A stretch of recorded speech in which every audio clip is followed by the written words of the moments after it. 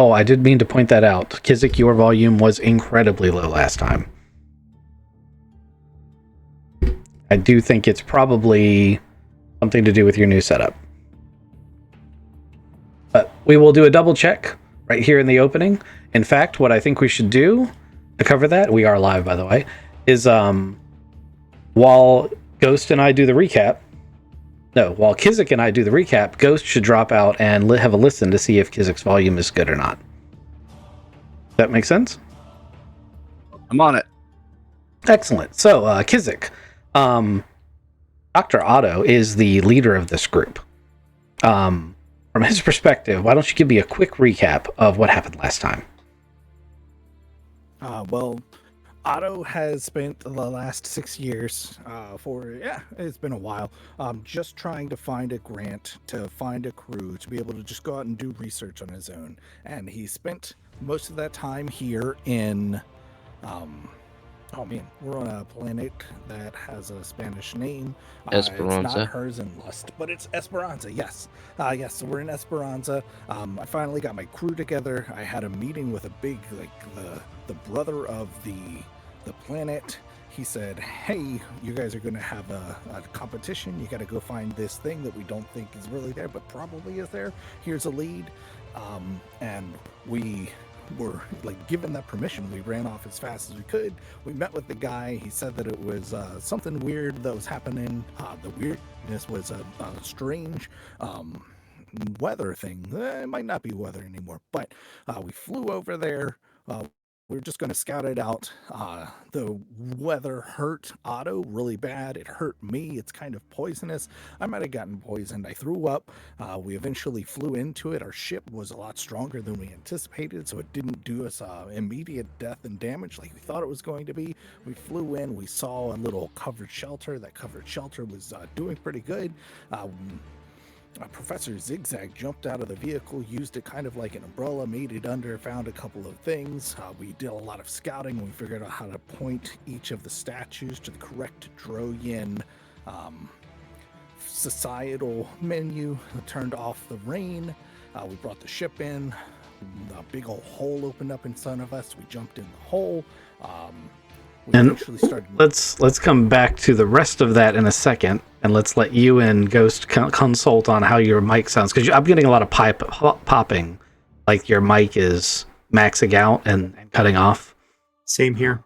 So you're definitely still having some kind of issues. But while you guys sort that out, I'll go ahead and translate some of that. So this crew's been got together.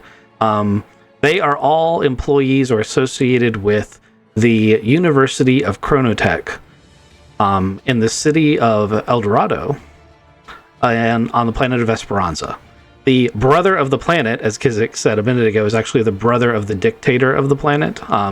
He is the patron of the university and has assembled a very talented set of professors and archaeologists to try to preserve and understand the history of the Droyan on the planet and the other precursor races that came before. He has very high interest in ancient civilizations. He's managed to procure a very valuable ship. Unfortunately, it only has room for a small crew. So in an effort to incentivize people to become the most valuable crew for the ship, he's gotten together a group of 2 different teams to compete while chasing down artifacts. The first team to bring this specific artifact he's asked for back gets to be the crew of the ship. They were both given separate leads, and Dr. Otto took his assembled team and flew out to the site that his lead goes to. Now, he doesn't know whether or not the artifact's here or what is here, and when he got to the area that very few people had went to, he did encounter a significant barrier that he had been somewhat briefed on. Basically falling shards of some sort of glass-like material.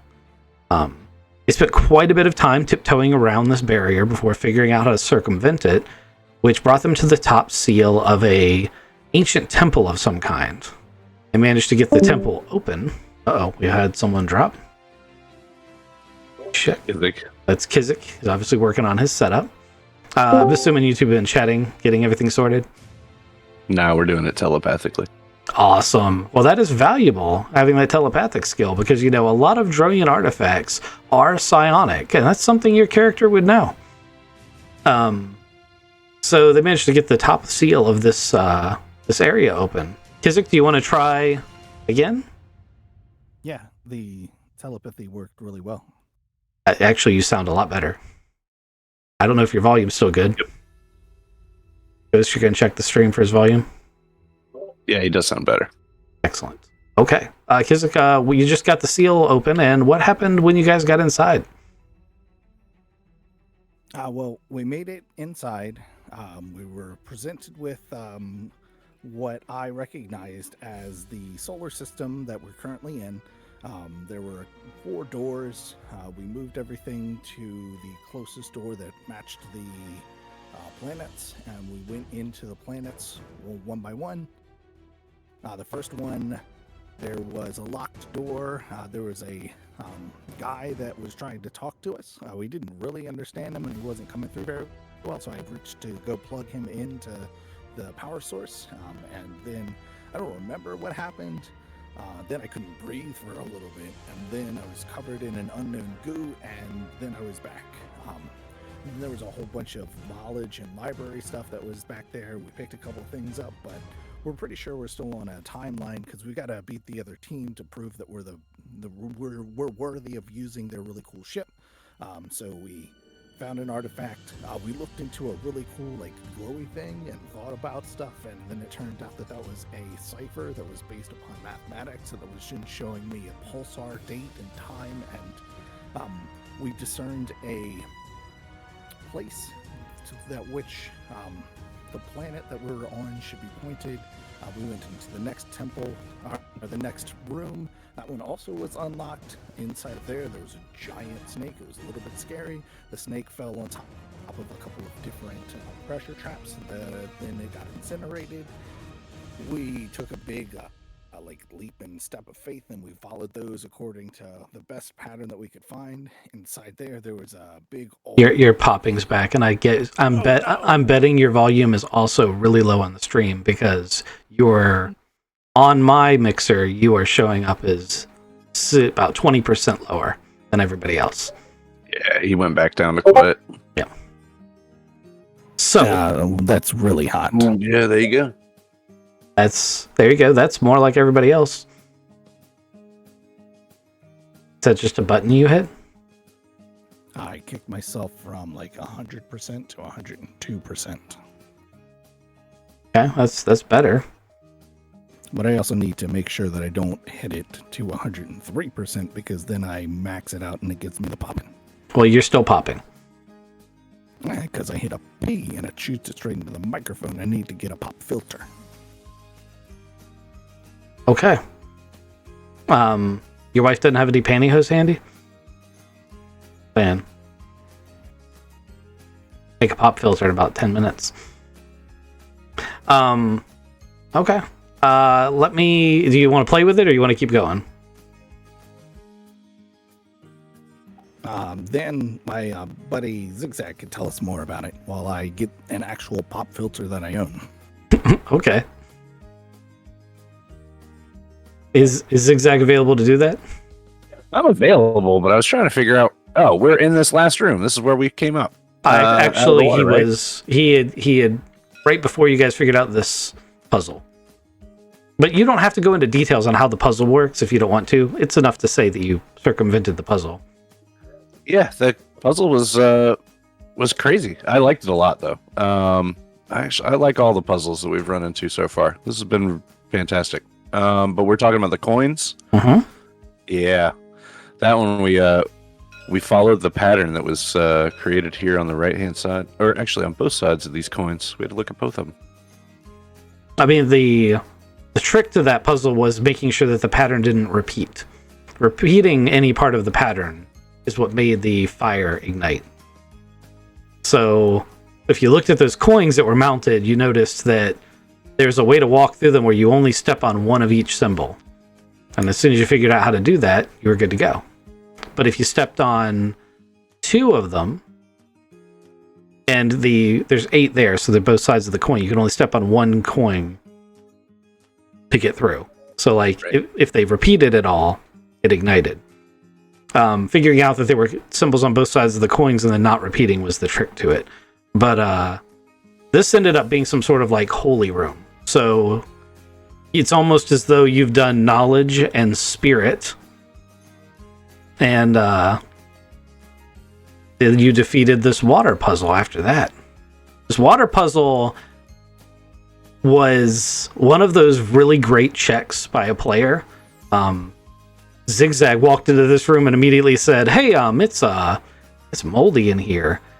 Can I check for water levels on the walls?" And I, as a GM, was very, very happy. Like, it's one of those moments where if it'd been an in-person game, you'd be like, "Oh no, I hit the nail on the head," because the GM is quite happy with me right now. But yeah, you use that native, let me ask the obvious question about this room that has a spout in it.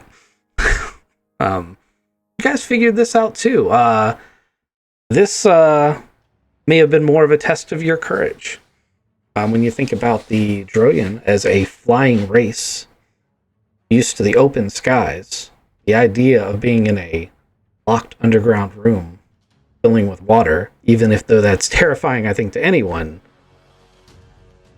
a flying species, I have to imagine it's even worse.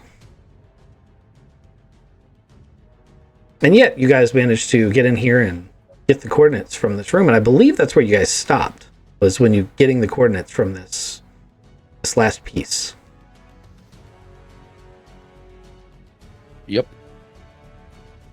Excellent. Assuming Dr. Otto has sorted out his microphone issue, I think we're ready to get started.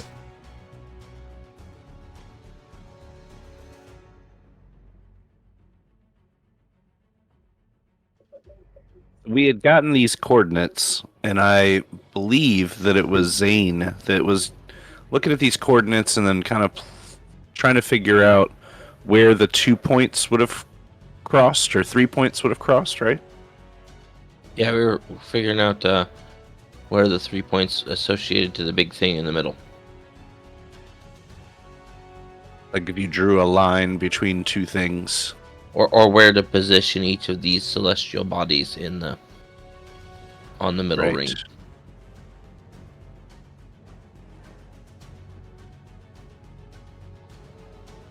So we have the coordinates.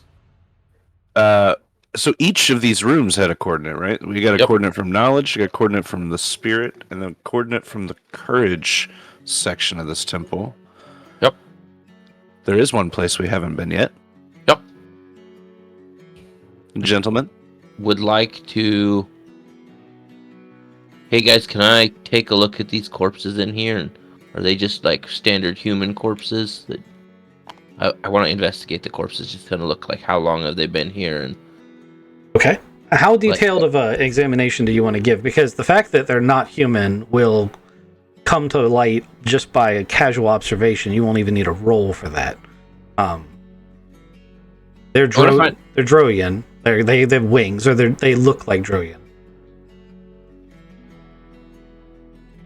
Okay. But you can do any kind of examination you want. I just want to do like a quick kind of like check to see if they died via drowning, or like did they just sit here and keel over because they couldn't get out, or like. Okay. Give me a medical check.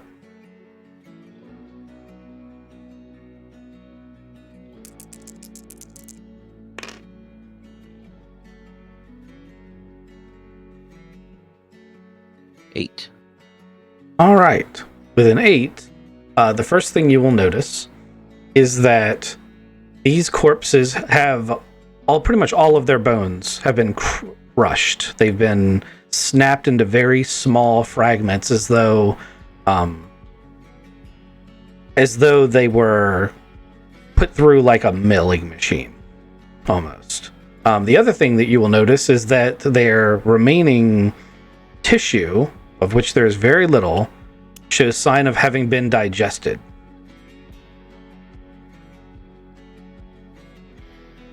Hey guys, we gotta keep our eyes us and our wits about us? Because it looks like these guys didn't die from just being in the water, like getting in here. Looks like there might be something else in here. It may be something small that's just been gnawed on them, but it may be something larger. But they definitely didn't die from water. That's unsettling news. A little bit. Right. That said, shall we go to the last room?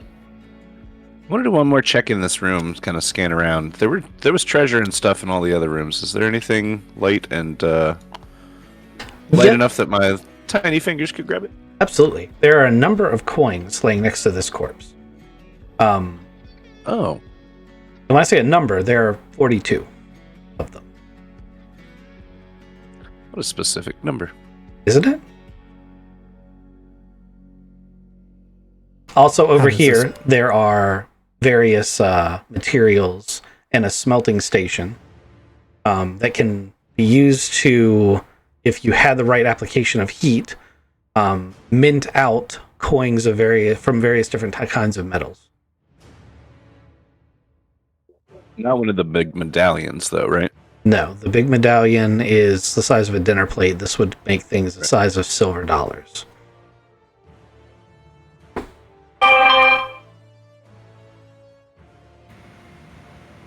This is coming through pretty good.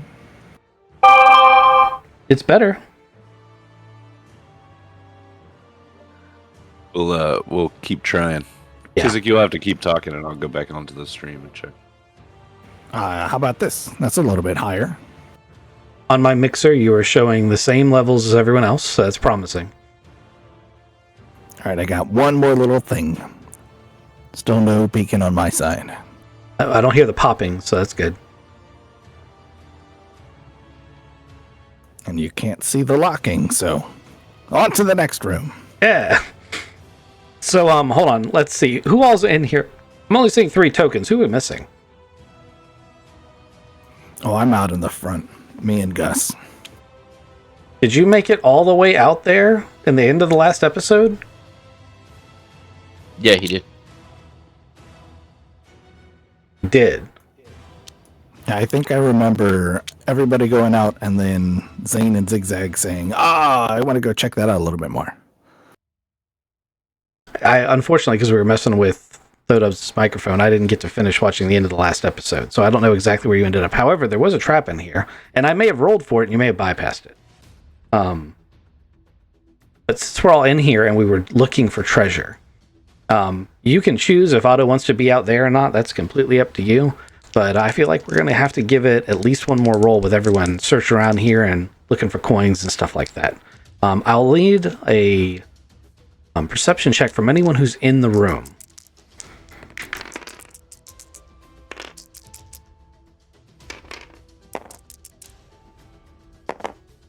$11. That's a good one. 8. 13. And 10 for Gus. Okay. 8.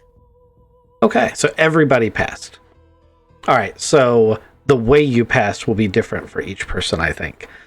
Those of you who are archaeologists and are looking at the room and tomes will notice that there is a good deal of serpent iconography that is unusual for the Droyan in this room.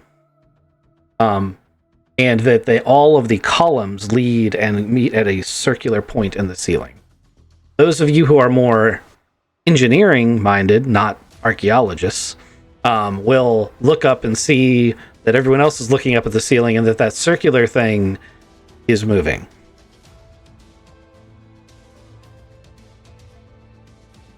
And now we're going to go into combat time.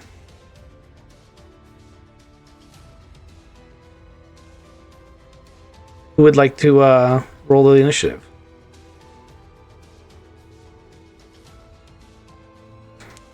Yay! Fleet of mind versus fleet of body.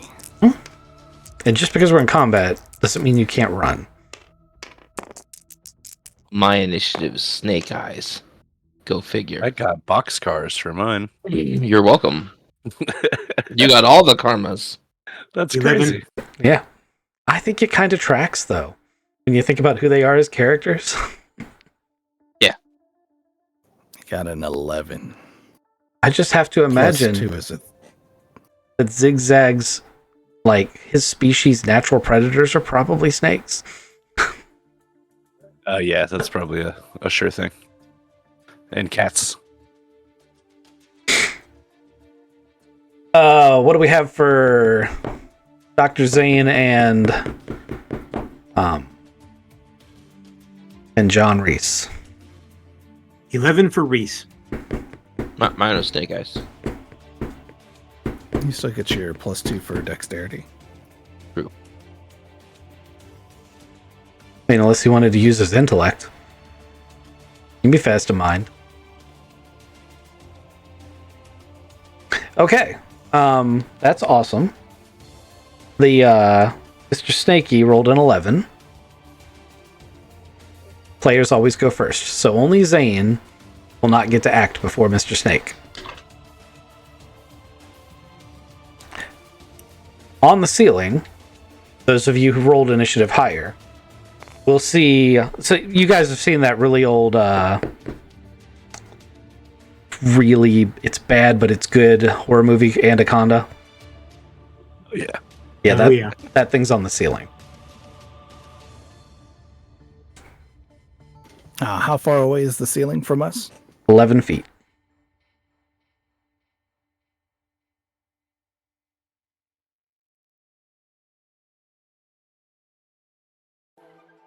Right. Well, gentlemen, I'm leaving. That thing is huge, and it can go fuck itself. I'm gonna jump into the water. Okay. Did you attempt to grab any of those coins first? I did not. Okay. Would you like to? I think I looked at them. There were 42 of them. Oh yeah, if I'm there, I'll take a big old sweep of the hand, try to collect as much of them as I can. Like, was that Jacks? You ever play Jacks? Yeah. So Yeah. So here's the way I want to do this. I want you to make a dexterity check of any kind you want to, like, bolt for the hole to get out of here. And you can take as many negatives. So basically you can grab, I'm going to say 10 for each negative you give yourself before you roll. All right. I will take -2 penalty to this, which is okay because my dex is still pretty high. Oh, you did good. Yeah. That's a 10 total with the -2 and everything. All right. So you're like an Olympic diver with 2 hands full of gold coins. You got 20 drone coins. Splash. Still got 2 extra hands and makes the perfect dive. Yep. Right. Reach above my head with 2 other hands. All right. Otto. I don't think Gus made it into this room. Oh, because it's only Nope. through the water. Yeah. Yeah, Gusted. The only way out is through the water? Yep. And this part, even with the other room drained, does not drain.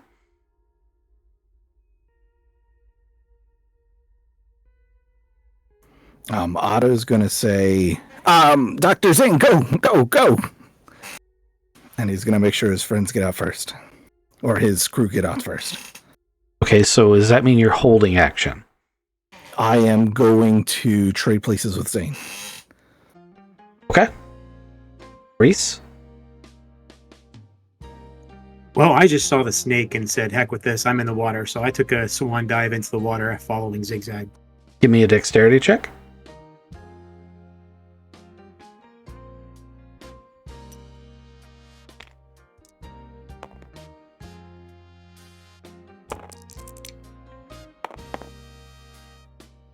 Rolled a 4. Okay. Hold that thought for just a second. Dr. Zane, I need you to give me your reflex check. Into the water I go. Man, today is not the day for dice. 7.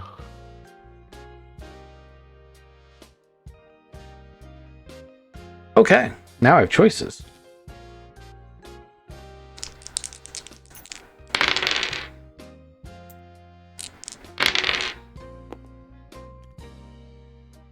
So the giant snake is going to plow towards the exit, and it is going to knock Reese over and knock Zane over on opposite sides of the pool as it tries to swim after whatever it is that just jumped in the water. So this giant snake has now jumped into the pool of water that is your only way out, and is made a attempt to eat Zigzag. Zigzag, you are small and fast, and you get through the door, and you realize as you're coming through the door that it has a lot of battered marks on it from the inside. It is also only just big enough to allow a human to fit through, and the snake is quite a bit bigger. As you make it through the other side, the snake slams into the concrete pillars and is snapping violently at you, but it just misses you. It's like that fat old bear in the honey. All right, Dr. Otto, it is your turn.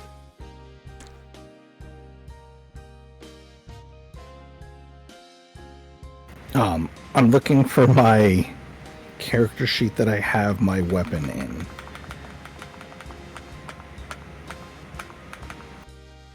Okay. What's your weapon? It was the... it was a cool gun.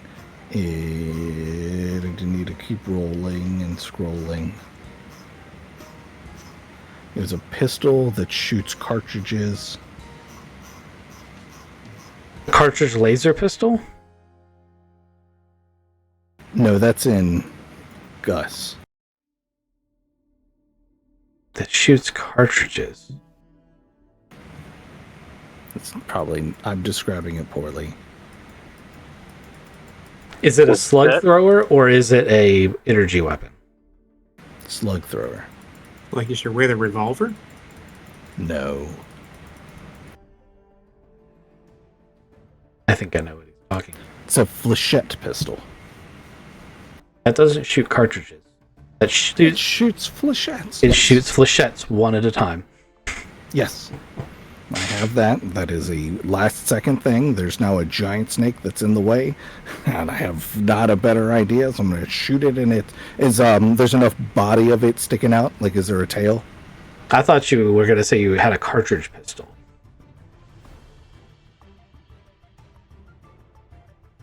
Yeah, there's a big writhing of snake inside this thing.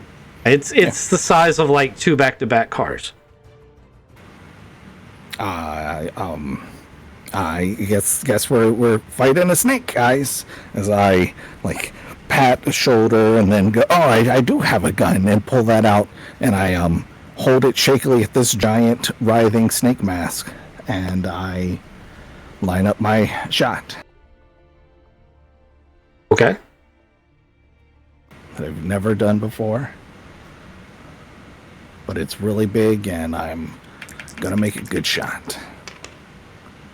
I rolled an 8. I've got a -3 plus 1 is a 6.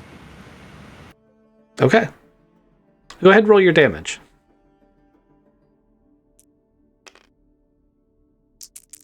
$3D -2 is 6. Okay. The snake turns, rears its head. The wounded part of the body goes under the water immediately. And even though you did hit it because it's kind of impossible to miss, it didn't do a ton of damage. And it rears around and looks right at you. And now we're at the top of the round. Mr. Zigzag. Somebody have a shock whip? I have a regular whip. Oh, okay, never mind then. Disregard my comment. I didn't expect it to turn around. I thought it was wedged. It just can't. All I was trying to get to you is that it can't fit through the hole. Right. That's Okay. what I was trying to impress upon you. Like, you're in no danger on that side of the door. Okay. I need to help my friends, though. So I'm going to grab... I have 6 seconds. I'm going to start getting rope out of my backpack. Okay.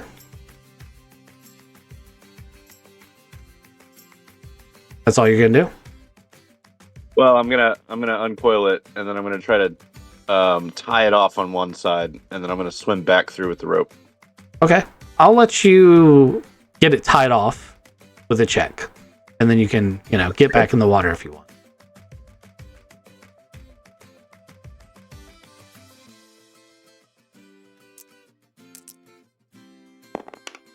I rolled snake eyes. Oh. And then max, that's 5. But you did roll snake eyes. I'm going to say that you do tie it off to a boulder, and then when you yank on it to test its strength, the boulder falls over and falls into the water. Oh, perfect. So now your rope is tied to a boulder that is underneath the water. And Mr. Otto, you're next up. How high up does this pillar go? Does this go all the way to the ceiling? These pillars do go all the way up to the ceiling. They seem to disappear into blackness. There's not a lot of light in here.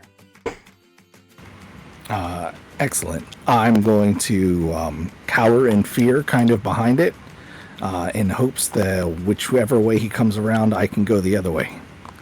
And then I'm going to take a shot at its face. Okay, so you're not holding action. You're still going to shoot. Yeah. Okay. Go ahead and take your shot.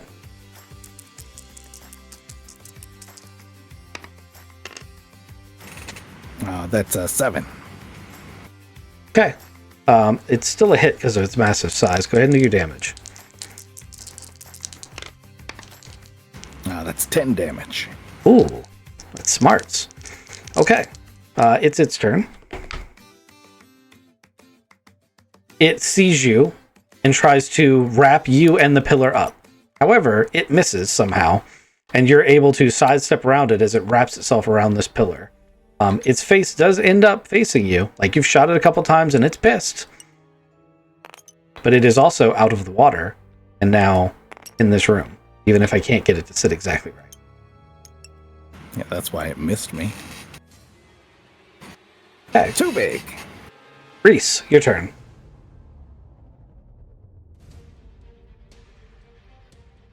I decide whether I want to jump in the water or not. I think I want to get the heck out of here, so I'm going to jump back in the water and start escaping now that snake is out of the water. Okay. Give me a dexterity check.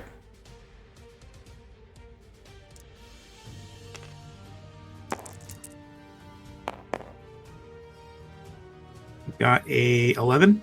All right, you're through to the other side. You see Zigzag fighting with a rope that is attached to a stone at the bottom of the water. Dr. Zane. I'm going to follow Mr. Reese through the water. I just realized I did Reese and the snake out of order, but doesn't seem to have affected anything. I actually was happy that the snake got out of the water first so I could make my exit. So I'm good with it. I got a 10 on the dexterity check. You're swimming back all the way? Yep. Yep, you make it the whole way.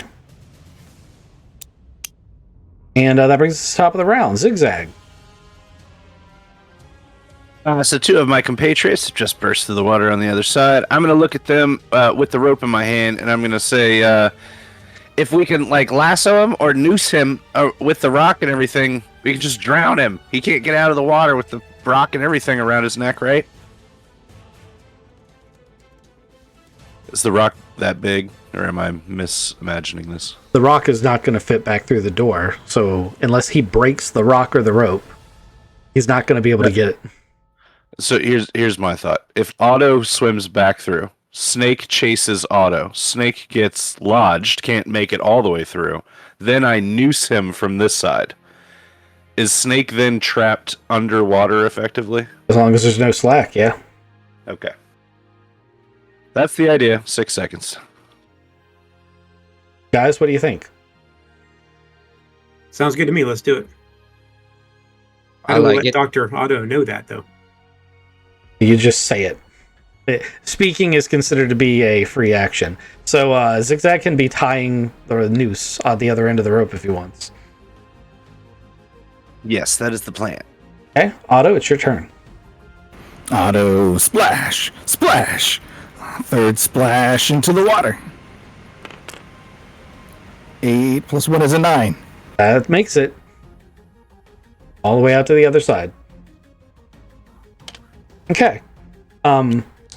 For the sake of simplicity, we're going to go straight to the snake's turn. Anyone who wants to go can go. I have a feeling this is going to be a group effort. The snake does not pass his intelligence check, not that I thought he would, to not do this. And he comes screaming after Otto and slams once again into the gap that's just a bit too small for him to fit through. Help me with this noose, guys. I gotcha. As a team, Anyway, do a task chain to make this happen and explain what you're doing. I've dexterously used my nimble fingers to tie this perfect noose, hopefully. That's pretty good. 12. I need someone to throw it and around the snake, though. With a +4. Yeah. All right, so I will take it and throw it around the snake. Okay. That's a dexterity check. Rolled a 6. Dexterity of 1 is 7, and then plus the 4, right? Yep. It's 11.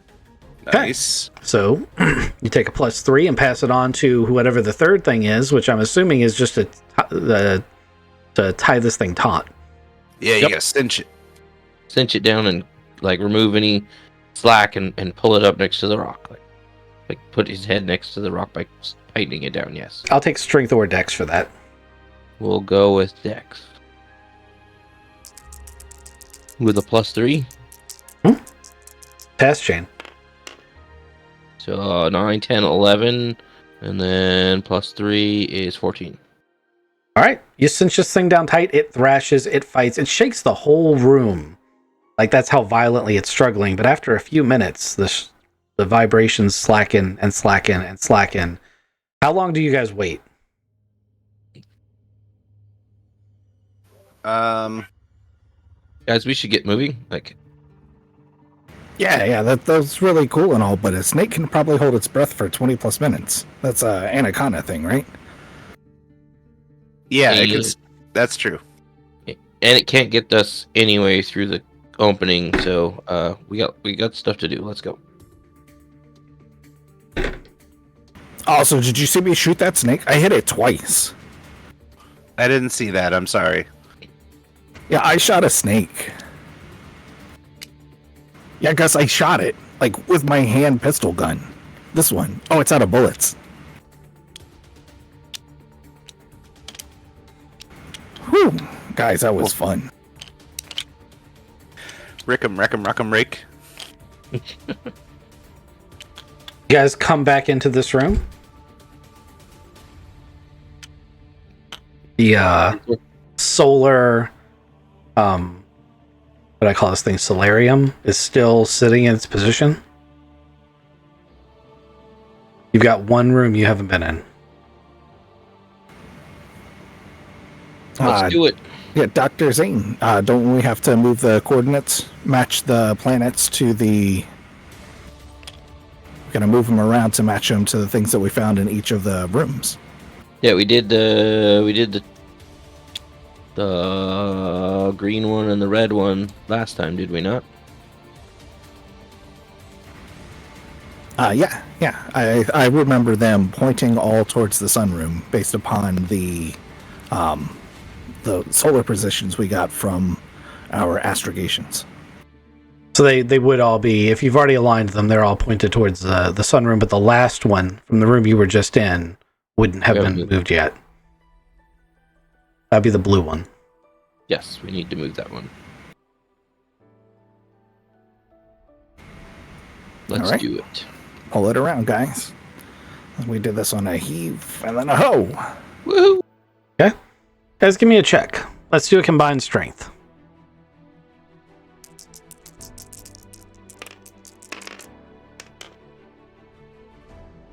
Got Nine. an 8.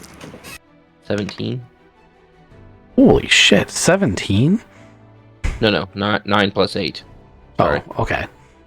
I'm not that strong. I've got a 4. A 2. Okay.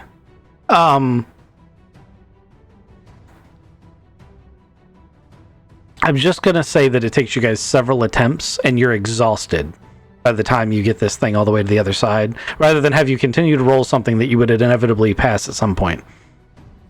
But We have to dry off first. yeah, it's exhausting. You guys just fought a snake. Like, by the time you get this thing to the point where it aligns, you're about ready to collapse. But when you do align it, there is this room-shuttering click as this large mechanism fits into place, and the center sun starts glowing even brighter and humming, and then shoots a beam of light through it, narrowly missing whoever was right next to it, and then hitting the emblem on the door, and the door itself begins to slide open.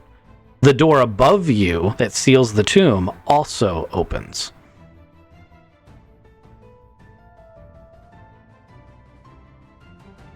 Ah. All right. Anybody want to leave now, or you guys all in on this? Are we going all the way? Well, I mean, we don't have what we're here for, do we? No. Need the artifact. You go first. Final test. Check for traps.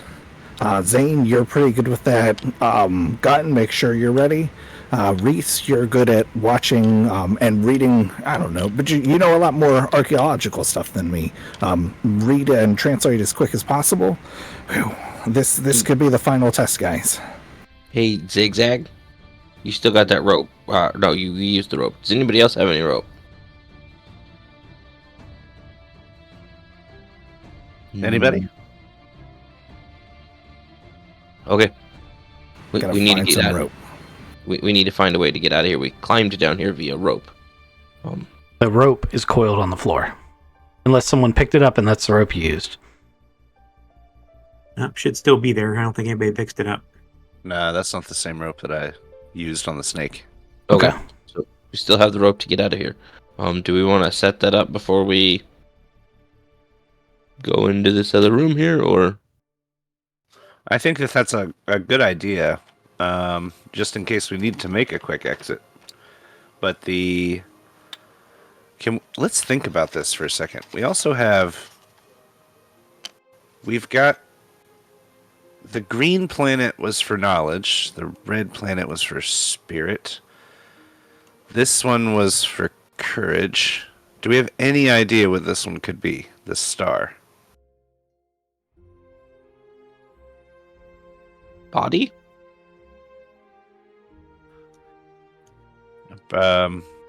Yeah. Ferocity? What are their archaeology people? Do their do the Droyan? I'm gonna never say that right. Me neither. Do they have these traits? Like, is there a fourth one that normally goes in, with it? There's actually 12. Yeah, I think we got those written out from the last time, right? From getting in here. Those were the casts, of which there are 6 of. They're a really complicated culture. The casts were worker, warrior, drone, leader, technician, and sport. Yes. But then, yeah, it was. So do you guys remember what the other 9, or did you guys ever study that at all? So the other 9. anyone who wants to roll an archaeology roll or a drone or any related check that you could do with it, I'll give you the answer that will help you get past this point. I got an 11 total. Okay. Zigzag is the kind of person that would know. Anyone else? I don't archaeology, so I'm not going to roll. I got a 7. Okay. John has no idea. Zigzag vaguely remembers that the tenets of the Droyan actually change both from generation to generation and from caste to caste and from subset to subset. So because of the age of this temple, there's virtually no way to answer the question the way you're trying to answer it. There isn't going to be a textbook solution that's a standard solution because it's always different depending on which clan made this temple and when and where. I see. Gentlemen, this might be a losing game. There's so many different traits that different clans of Droin would appreciate and test their people on. So it's a toss-up. All right. Well, let's open the door and find out then. Well, the door is open because of the click. I'm going to check for traps. Looking for pressure plates, tripwires, little holes in the wall, Give me your checks. big ass snakes.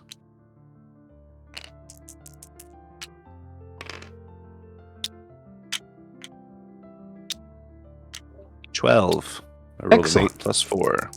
There are no pressure plates, traps, etc., but there is something of significance for you to note. The statues here and here are not statues. They are Drone warriors who have been mummified, and their equipment has been placed back on them. Well, this is very interesting. Gentlemen, do you guys see this? This seems to be a mummified corpse of a Droin. It has armor on it. Yes, it's fit for fighting. They have armor. Let me go through specifically. One of them has a strange rod in its hand. If you give me just a second, I should have brought a picture of this in. Let me grab it real quick and send it to you.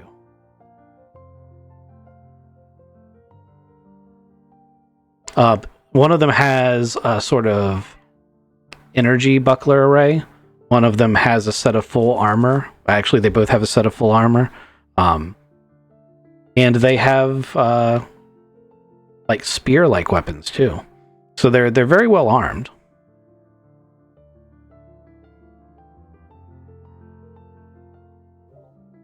Without touching them, I mean they're clearly mummified bodies, right? Like Yes, they are. They're desiccated. like, yeah, think like ancient Egyptian mummy. Just the smell is dank.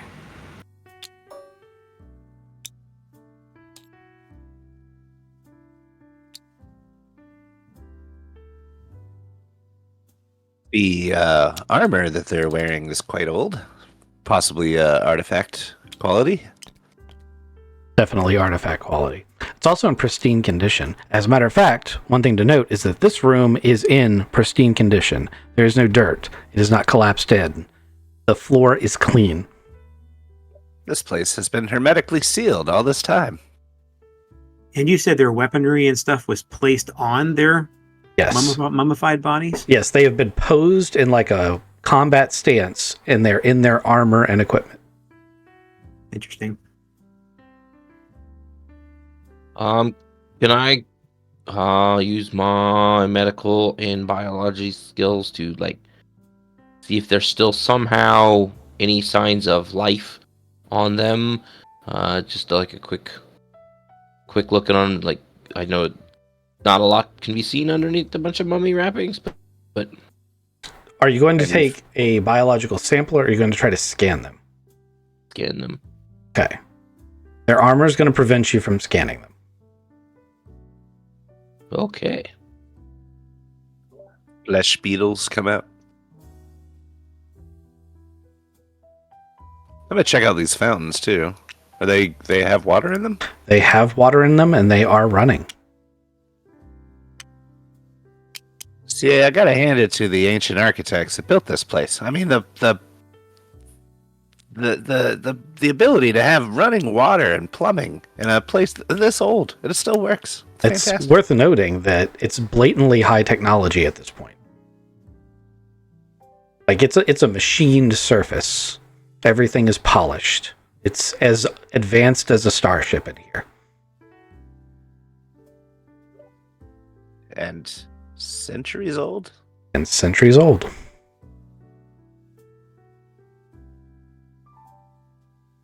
You want to touch the door? See what's in? I would like to look at it first. Yes. Yeah.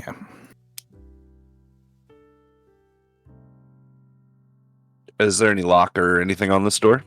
There does not appear to be a lock or a handle or anything on the door. It is a smooth surface. You can see the seams where it goes into the walls, and that's it. Did you No say way this was to a open it. sealed room? Pardon? Or was it sealed? I mean, with this being dirty or anything like that, I'm assuming it was a sealed type of room, right? So, that's a very good question. Why don't you give me an intellect check real quick? I take education as well.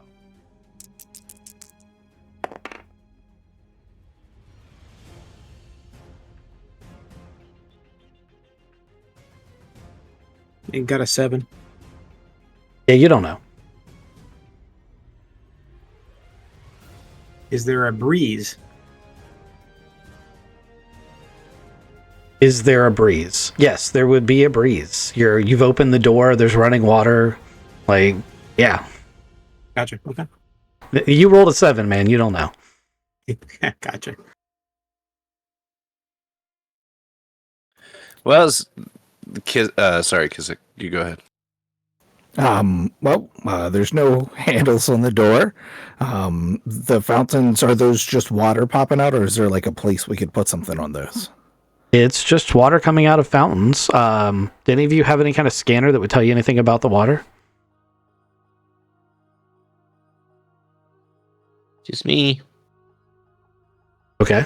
Do you have No, it? Do you go. have a scanner, and would it be able to tell you things about the water? Do you have it? Do you have a medical toolkit of some variety? Yes. Okay.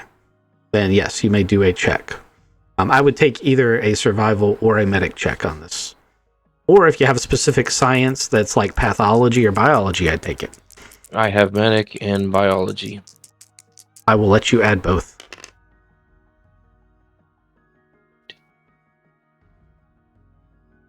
$15.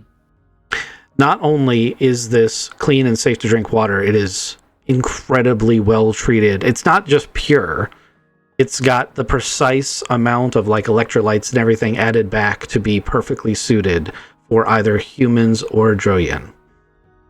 It is drinking water. It's like the kind of water you get out of a fancy bottle. Wow. Okay, guys, this water's it's pretty amazing. Like, there's nothing wrong with it. It's as pure as it's gonna get. You saying that it's smart water? Yeah, right. Wow. Yeah, but it's also water. Like, are we supposed to drink it or offer it to the statues? Yeah, We're supposed to do Please something. don't wake the statues up. Please don't. I don't know that we have a choice. There's no cup or anything around the fountain, right? It's just the fountain. Nope. Yeah, the statues and the fountains appear to be decorative.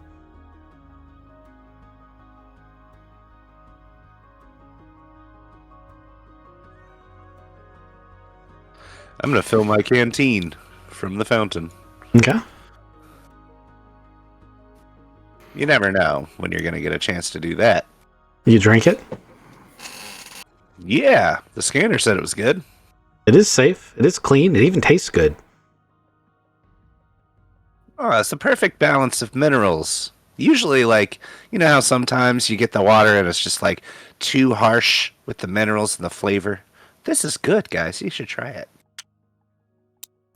Otto puts his hand in and says, "It's water. Water doesn't taste. It's colorless, odorless, tasteless. Like that is refreshing, though." Yep, definitely tastes good, man. That's some of the best water I've ever had. Now everyone is poisoned. I'm gonna touch the mummy. You just poke it. Yep. All right. You poke it. Okay. That was anticlimactic. How about we? Yeah, if they're looking for a test of compassion, I grab a handful of water and I start walking towards the Drowan statue, or mummy, and I go, maybe he's just thirsty.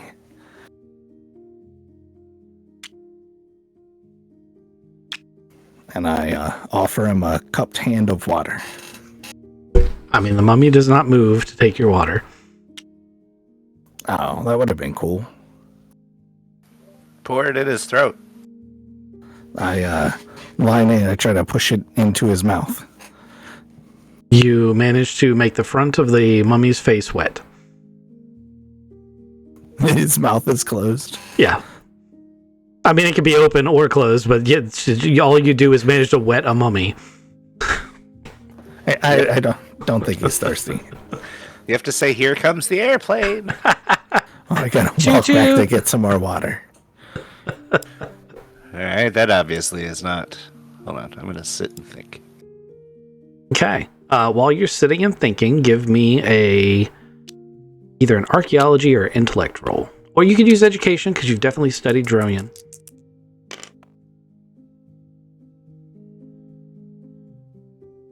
And anyone else who wants to make another shot before I give you the opportunity to roll this information, feel free to tell me what other things you want to try. Archaeology, I got a 14. Okay. That's definitely going to pass, but let's give everybody else a shot to see if anyone else wants to try anything. What do you think, Reese? Yeah, I Not rolled a thirsty. 9. I heard you. Yeah, but what do you think? Think about what? The water? It was very good. All right, no ideas? Like push a mummy into the statue? Maybe they've got keys in their pocket. You can splash the mummy, maybe just get him drenched. Can I remove some of the bandages on the mummy to get to to see what their flesh and everything, if it's still preserved or how well it's preserved, and get down to their muscular system so I can... Yes, you can do a medical check. And give me that roll, and then I will give you guys the results of your various knowledge checks. Was yours archaeology, Ghost? Yeah. If you had rolled you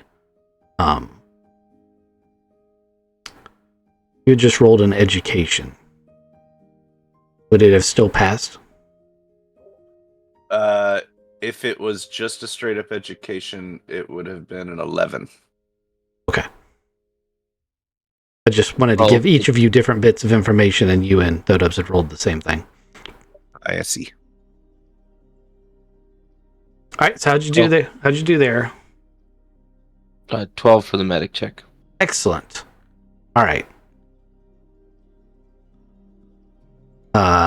John recognizes this rod hanging from the belt of the warrior as what's known as a leader rod. A warrior wouldn't normally carry this. This is an archaeological thing that you've discovered that Trojan leaders carry these. They're largely ceremonial, but they have some psionic capabilities that are key to their function. Zigzag, you're going to remember that Droyan speak psionically to each other. It's a huge, interconnected, and important part of their culture. As a matter of fact, the elite very often exclusively speak to each other psionically in some castes, in some circles. Zane, as a doctor, you're going to run your thing through a genetic scrambler, and they're Droyan. They are not exactly like Droyan. You have a database for, so they're probably not modern. Psionic potential is off the charts. They would be a psi 12 to 16, which even for Droyan, very, very, very high.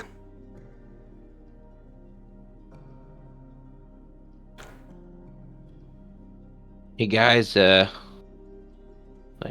these guys are probably there's something psionic here that we need to figure out. These guys are pretty their structure and everything tends to be indicative of having some pretty amazing psionic powers and psionic strength.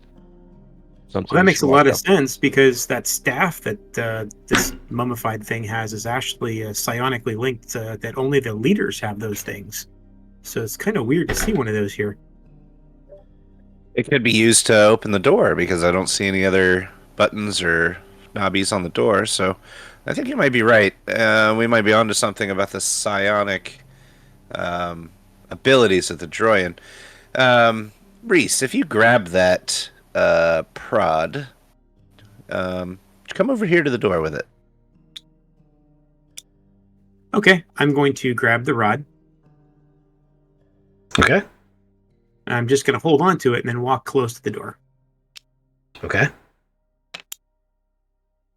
Nothing immediately happens as you walk closer to the door, which, could be good, could be bad.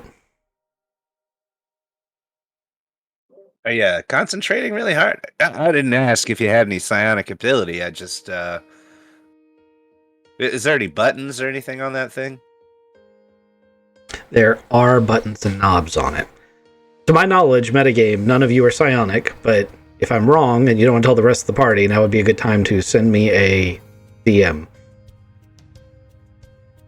If you don't mind telling the rest of the party, you can just say. Hey, not psionic here. Nope. Okay. I'm No. going forward with my assumption that no one's psionic. Okay. It doesn't mean that this puzzle isn't doable. Just want to preface that. John, are you going to try to concentrate? And it's like, you're not psionic, but everybody can meditate to some extent, right? Are you going to try to focus on this thing? You're going to try to adjust the knobs and think maybe there's a technological solution, or which route are you going here? Well, since we all kind of talked as being psionic, I'm going to try and think really hard and concentrate. And I'm going to think and kind of have this will or desire that the door open. Okay, you want to will the door to open. You want to force it to into your will. And I'm assuming you're going to try to make the rod part of that. Correct. Yes. Kind of like an antenna to attenuate the desire, their kind of willful desire and command to open sesame type thing. Okay. So you're going to take a -3 to a d6 roll. You're going to go ahead and just make that roll.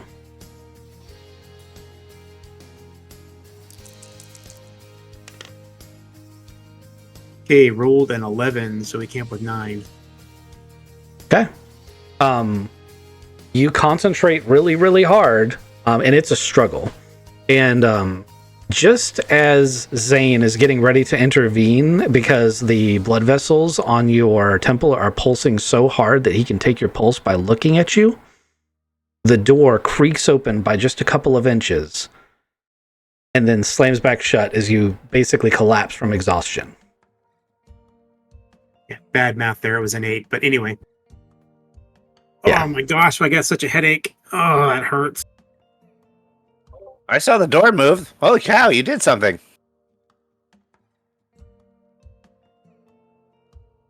What, did the door open? What happened?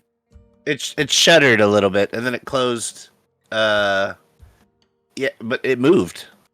So John would have felt like he was fighting the entire time. It would have been quite an epic struggle in your mind, and you've given yourself an incredible, incredible migraine. Also, there's a little bit of blood coming out your nose. Oh man, I got like a splitting headache, and look at this, I'm even leaking out of my nose. My gosh. Hey doc, can you help me out over here? You have anything for a headache? And maybe just, I don't know, maybe just fix my nose here. I don't know what happened. I'm gonna come do a quick medical evaluation of Mr. Reese. Give him a medic or a first aid check.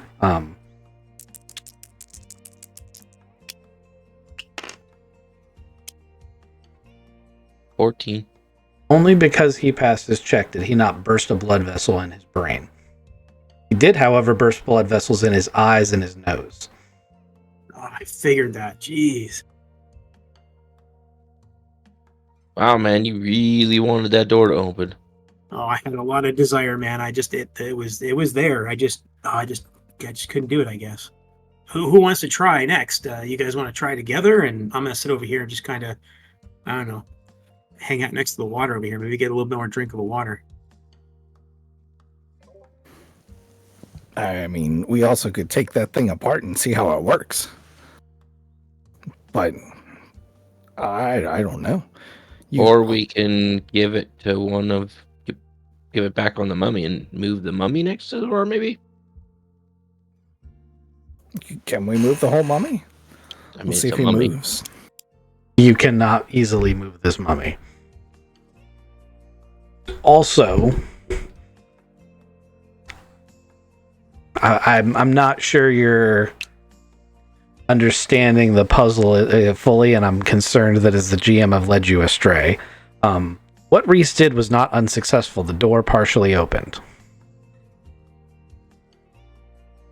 The way Reese did it may have had something to do with a hint you guys didn't get earlier, and it is a question I exclusively asked when he started. Potentially, we could just hold the rod and ask it to come open. Yeah, don't try to force it. I will tell you right now, it was one heck of a fight. I felt like it was just fighting against me. So maybe if we all work together and to, be peaceful, I don't know, instead of being so brute force like I was. I'm willing to give that a shot. Can I hold that thing? The rod? Oh, please, it's yours. Take it. Okay. So Zigzag's going to hobble up. Oh, wait, go ahead. While he's doing it, I'm going to be next to him and keeping him under medical attention. So if I need to smack the rod out of his hand or something before he blows a blood vessel in his brain or something, I'm in a place where I can do something to help. Okay. I want to line myself up with these Trojan mummies and then kind of aim myself at the door. Okay. And then with the rod in my hand, I'm going to close my eyes and I'm going to ask the door, not the door, but the temple. I'm going to ask the temple to open the door and allow us to go through. Okay. Give me a d6. Just roll a d6.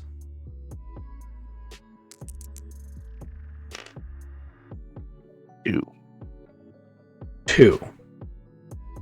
Okay. That's Snake Eyes then.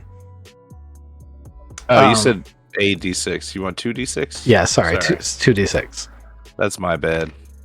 That's a better roll. That's a 10. Okay. All right. So, doing what you're doing with a 10, I'm going to say you find yourself in, as you stop and meditate, in like a star field. You're standing in the room you're standing in. You see shadows of your teammates walking around you, but they're not really there. And it sort of occurs to you that the idea is not to impose your will in any way upon this artifact, but rather to allow it to guide you. Because you're still like, I want to open the door, you can't open the door. Because you're trying to make it do something. And really what you should be doing is surrendering to it. And that tidbit of knowledge is what you gain from this meditation. However, you also do think you need to be in closer proximity to the door. And then you wake up. You are unaffected the way that Reese was.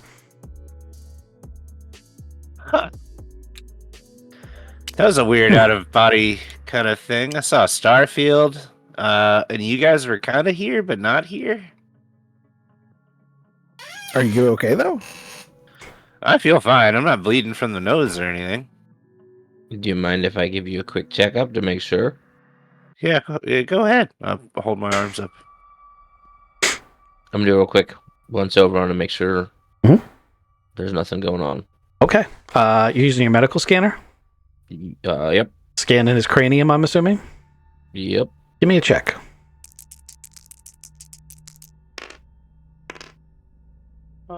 Nine. You have scanned Zigzag before. Mm-hmm. About 20% of his brain that was normally dormant is now active. Hey, Zigzag, you feel any different at all? No, not particularly different. Okay. Well, I mean, your brain is it's going a mile a minute up there, like pretty active, like stuff that normally doesn't like isn't active. Like you just something to be aware of that we can watch. Like it did have an effect on you, maybe not blood vessels popping and everything, but don't overdo it. Well, that is slightly concerning because I feel like I need to get closer to the door and try again. Actually, Zigzag, you feel great. I don't know what you're talking about. My brain's abnormal. You feel like your processing power is 120% right now. Phenomenon. Da, da, da, da, da. Okay, so you get closer to the door. The rod in your hand almost vibrates. Guide me, temple. Show me the ways. Give yourself a +2 to a 2d6.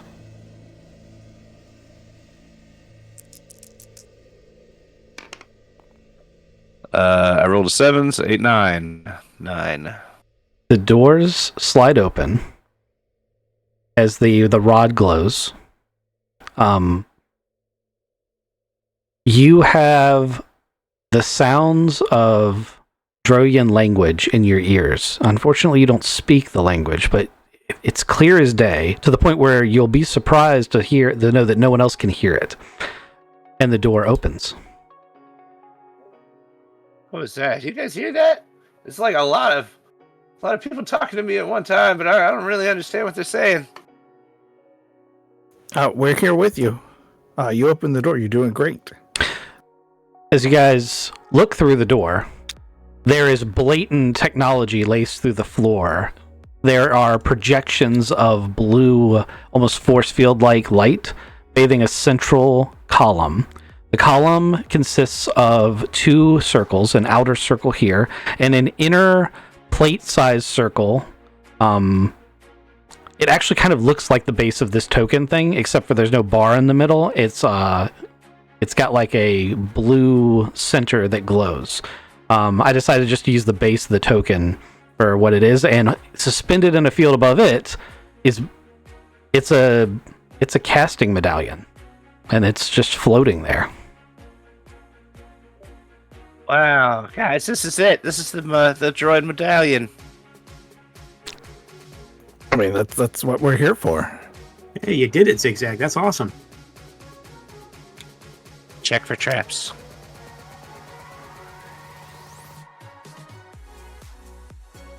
All the doors are open still? Yep.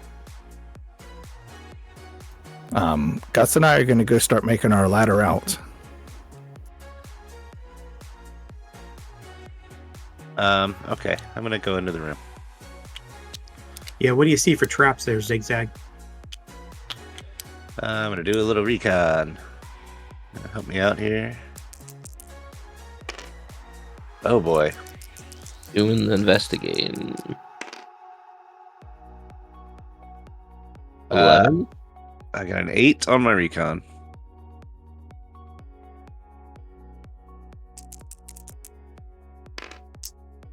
My recon specifically is looking at this contraption. To me, it looks like there's like these shards kind of poking up out of the ground. That's just stuff that's built into the base of the floor. It's technology. Underneath the floor is blatantly a lot of machinery, electronics. You don't know what it does, but it's there.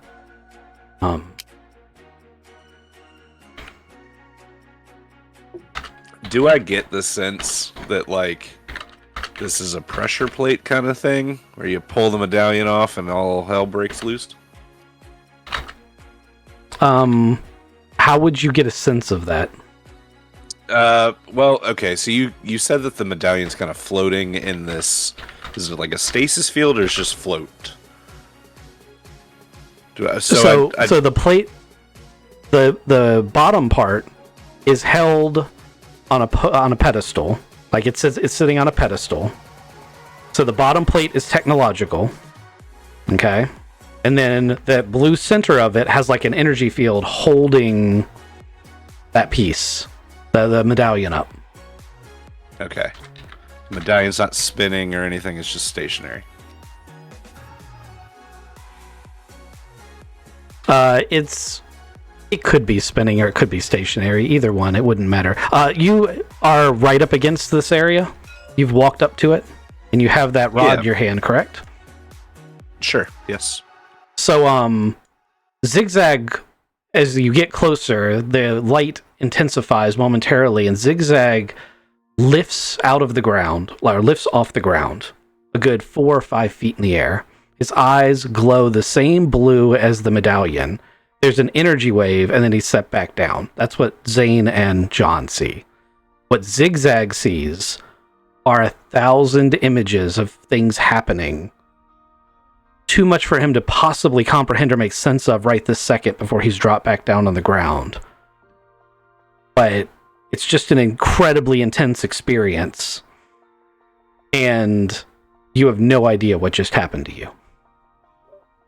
It wasn't Oh like my droid God. history or anything like that. You would see a picture of Droyan, and you would see also humans, and also like Charmax, and also like there would have been when I say 1,000 images instantaneously through your mind, the problem you're having is comprehending all of it because it went through your mind so fast. But yes, you would have seen all of those things. You would have seen things you don't comprehend or understand. Yep, I'm just going to look really confused. You would be really confused. I think that's quite reasonable.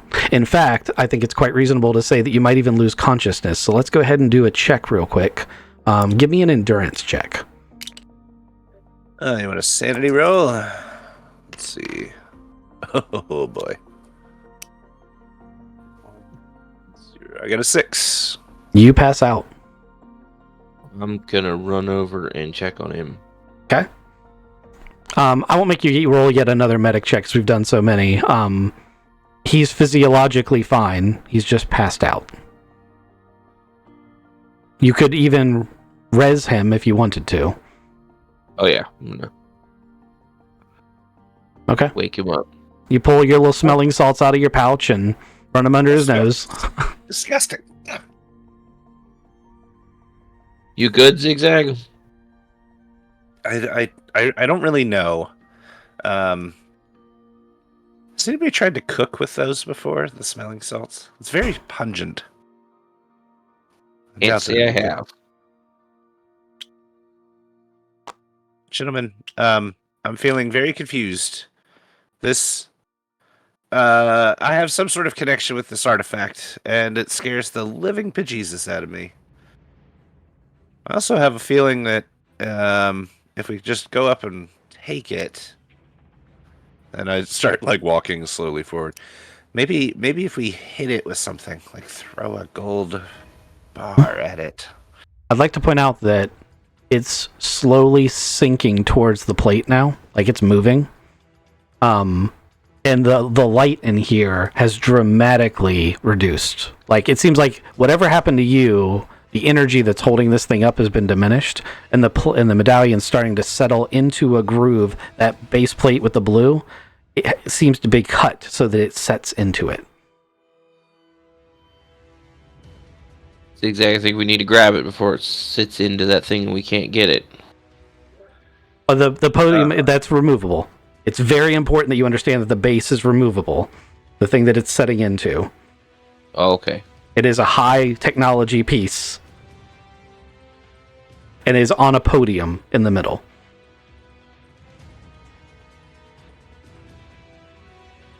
But the podium itself is movable. No, the podium is what... So there's a disc on the bottom that was holding this thing up that is sitting on a podium, and then there's a medallion that was being held up. Yep. So there's two pieces that are removable here. The medallion and the disc on the bottom that was holding it up. And that disc is sitting on a podium. Okay, so if I like throw something at the medallion, I don't know if it'll work anyway. What do you think? Should I just go up and get it, Zane? Yeah. I walk up and I grab the medallion. That's good, because I was about to say, as long as you took to answer that, would have been all the time it would have needed to set. So you walk up, you grab the medallion. It doesn't resist at all. As you pick it up, it's like just picking it up off a table. The light on the base that it was about to set into still glows. Glows with the same color as the shine that was in your eyes when you were having your moment. As soon as you pick it up, you hear a loud whirling noise, like the sound of a starship's engine firing up from the main room. We should go. That doesn't sound good. Otto, what's going on over there? He does not answer you. Uh-oh. Let's get that medallion and get the heck out of here. Yeah, I'll get back to the door. All right, hold on. One more thing. Zigzag specifically. Yes, sir. I want you to roll whatever check you think would be like your gut instinct, your intuition. Could be your intelligence, it could be anything you wanted. Just in this moment. Straight up intellect. I got a 9. That base plate is super important. You don't know how you know, but you know you have to take that base plate with you. Is the medallion huge? Can I hand it to Zane, or can I pick up both things with all 4 hands? You could pick up both things with all 4 hands. The medallion is the size of a dinner plate, and the base plate's only slightly larger. Okay. I am the size of a 10-year-old child. Yes. I'm going to grab 2 dinner plate-sized things with 4 arms. Zane, I don't know why, but I feel like the space plate's important. Like, if they go together. Sweet, let's do it. I grab them both and step towards the door. Hold on a second. I'm gonna... There you go. There you go. That's a free medallion. Alright. The entire temple is shaking. Rocks are falling from the ceiling. This place is coming apart at the seams. We should move. Moving. You guys, give me a athletics check of any variety to do your sprint out to the main solarium room.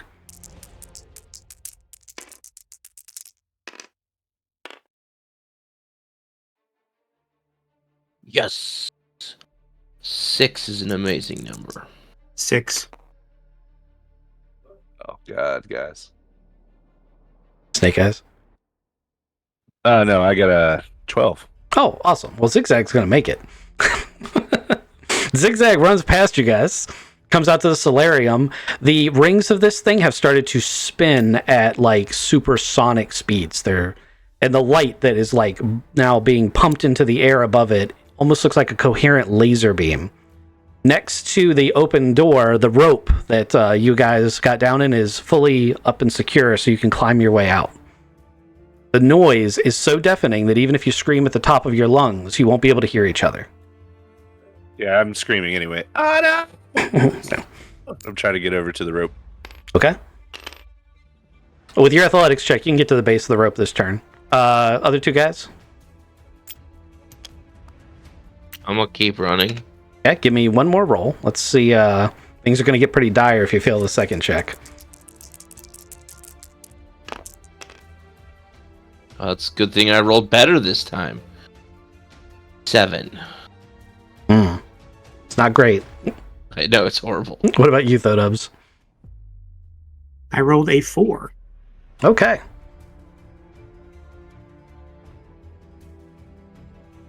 This is going to be interesting.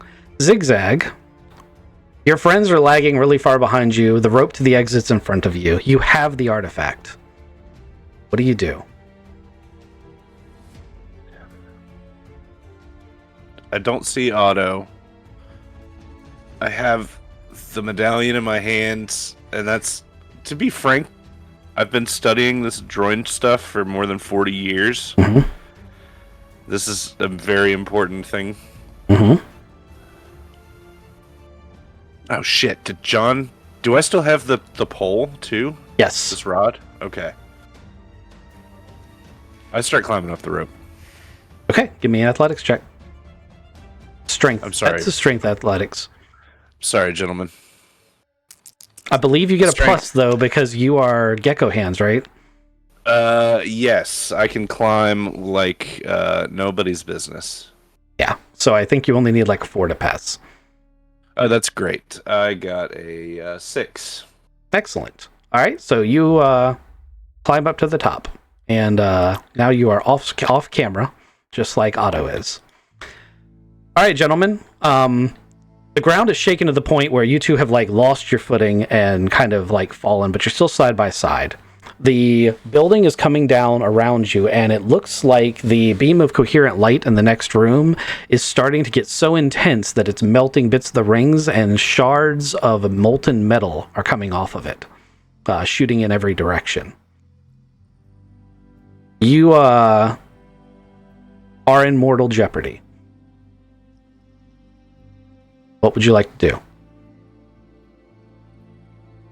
I grab one of those energy buckler thingies from the mummies real quick and like turn it on and charge toward the rope using the buckler as a shield because it is a shield. Yes, you can.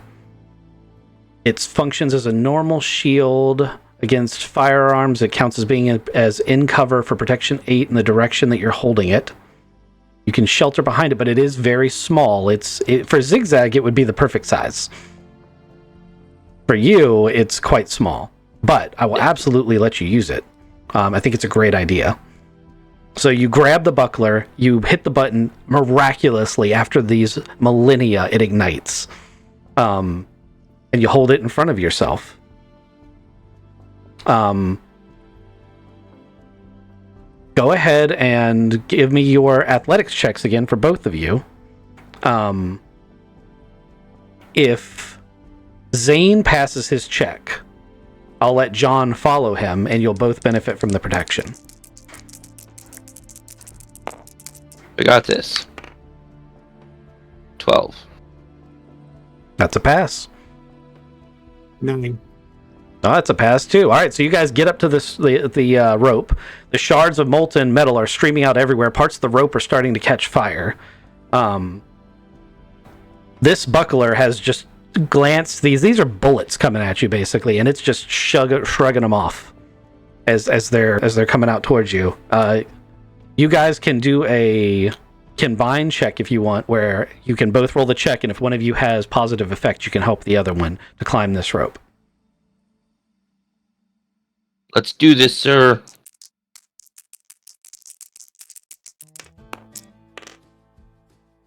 Well, Okay. Reese, you can take a +4. You also haven't moved your token. Yeah, 2. You rolled a 2. So I've got a negative in my Ah, dexterity and stuff. That's so strength. I'm taking a 3 hit. that sucks. Okay. Zane, the rope burns through and John falls beneath you. What would you like to do? how far beneath me is he? He's fallen to the deck probably 6 feet onto concrete with this burning shards shooting everywhere. Also, John takes 5 damage.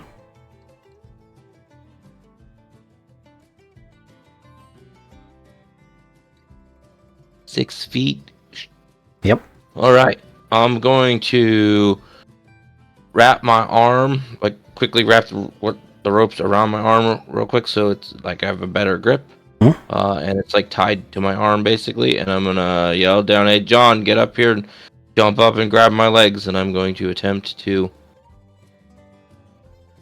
hold on while he climbs past me, and up the rope. I will allow you guys to spend a player point to give yourselves a boost on this. Because player points are much more dire, I will only ask for 1. But this player point will be used... Actually, you know what? I'll go ahead and allow a player point to be used just to let you climb out of this scenario, if you wish to spend it. I have 1, which sounds like a perfect use of that 1 player point.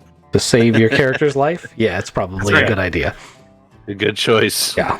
Okay, so All right. go ahead and give me that one, and you make a running jump up on the side of the wall. Zane catches you, and you're able to struggle mightily to pull yourself to the top of the temple. And you guys made it out alive just barely. Oof, man. As it collapses into a non-existent. It is going to collapse into a non-existent. I mean, it's going to collapse, but it's not going to be non-existent. However, when you come to the top, this is the scene that is going to await you. Oh fuck! Otto is standing at gunpoint. There are a number of very mean-looking Droyan with various type of energy bucklers and weapons and such trained on you, various kinds that you don't understand. Some of them are in their version of power armor. And then a familiar face is standing next to Otto. And as he comes, and as you guys, come up the rope, he says, Professor Zigzag, Dr. Weber, I am so pleased to see you, and I really enjoy that we are relearning this lesson, that there is nothing that you have that I cannot take. And he's going to hold his hand out to Zigzag for the medallion. Oh, come on. This again, Remington. You can't do your own work yourself. You gotta rely on us time after time. Yes, well, I work smarter, not harder. You don't work at all. I'll take I have that a feeling medallion now. Yeah, if I don't hand over this medallion, we're gonna die. So, you do have the opportunity to make a couple of choices here. Do you hand him both the plate and the medallion, or just the medallion? I'm gonna hide the plate if I can. Okay. He knows I have the medallion. There's nothing I can do without. Yeah. With Okay. that. So he takes the medallion.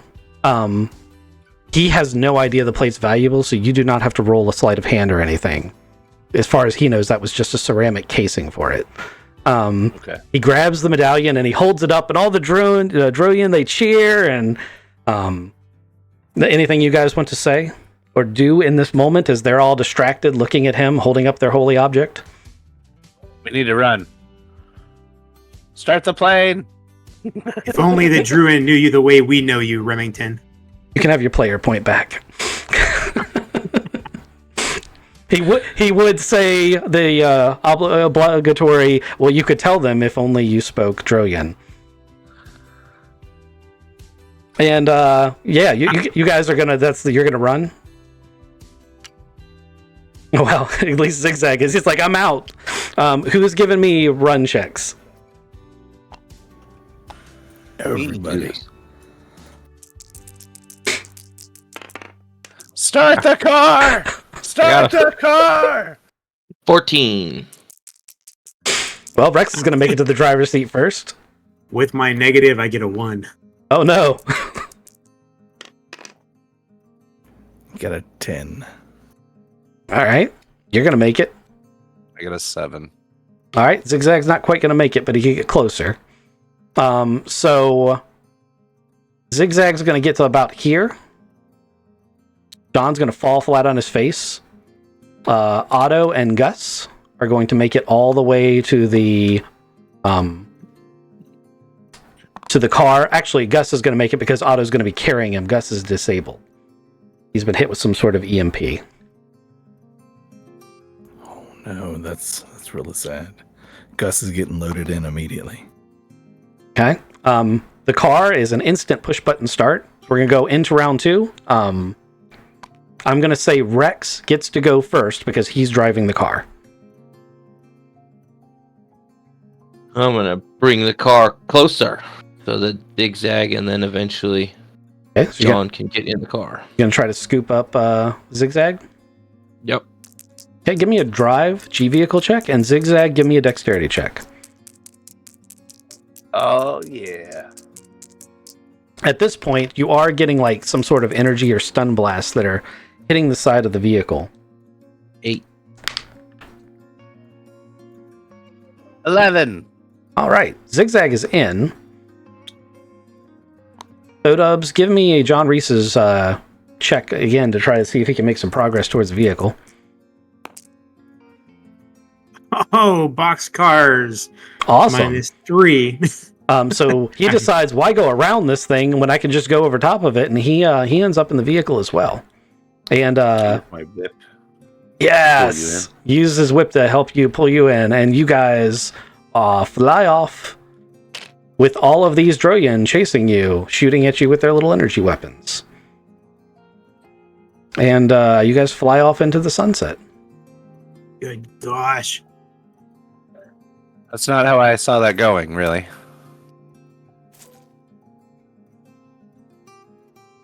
They disabled Gus. I told you guys to watch the opening scene from Raiders. Oh yeah.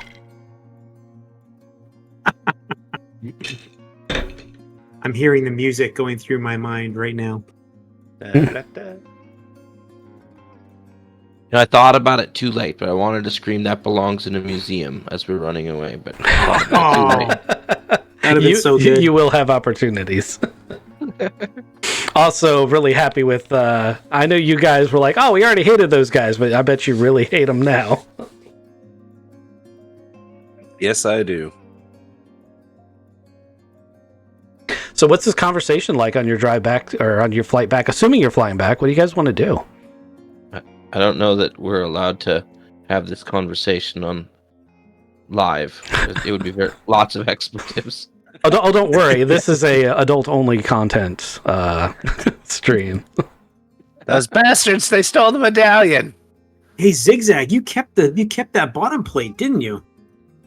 I did. We're gonna so have cool. to do some research on that. You want to hold it?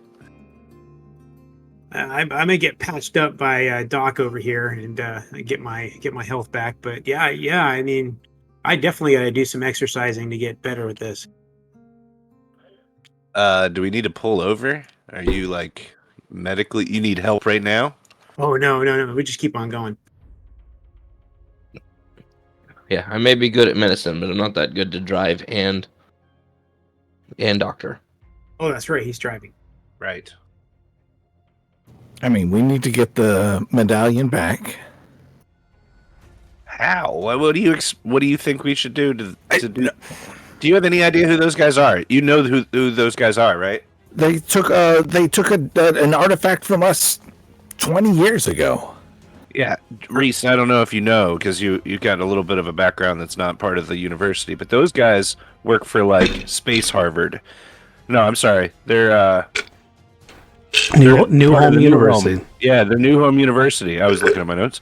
New Home University professors, and all they do is run around the galaxy stealing artifacts, from hardworking individuals like us. We did all the groundwork, the legwork, and the research, and they come and swoop in at the last minute. What are we gonna do? What are we gonna tell the dean? Oh, the dean's gonna be pissed. I mean, he'll be happy about this little base thing, but he's definitely gonna roll his eyes. He doesn't think it's important. Well, we did get other things we can offer to the dean.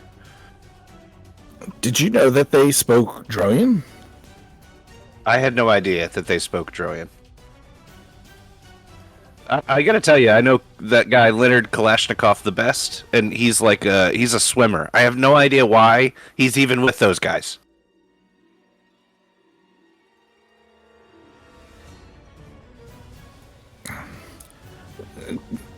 We need to do more research about.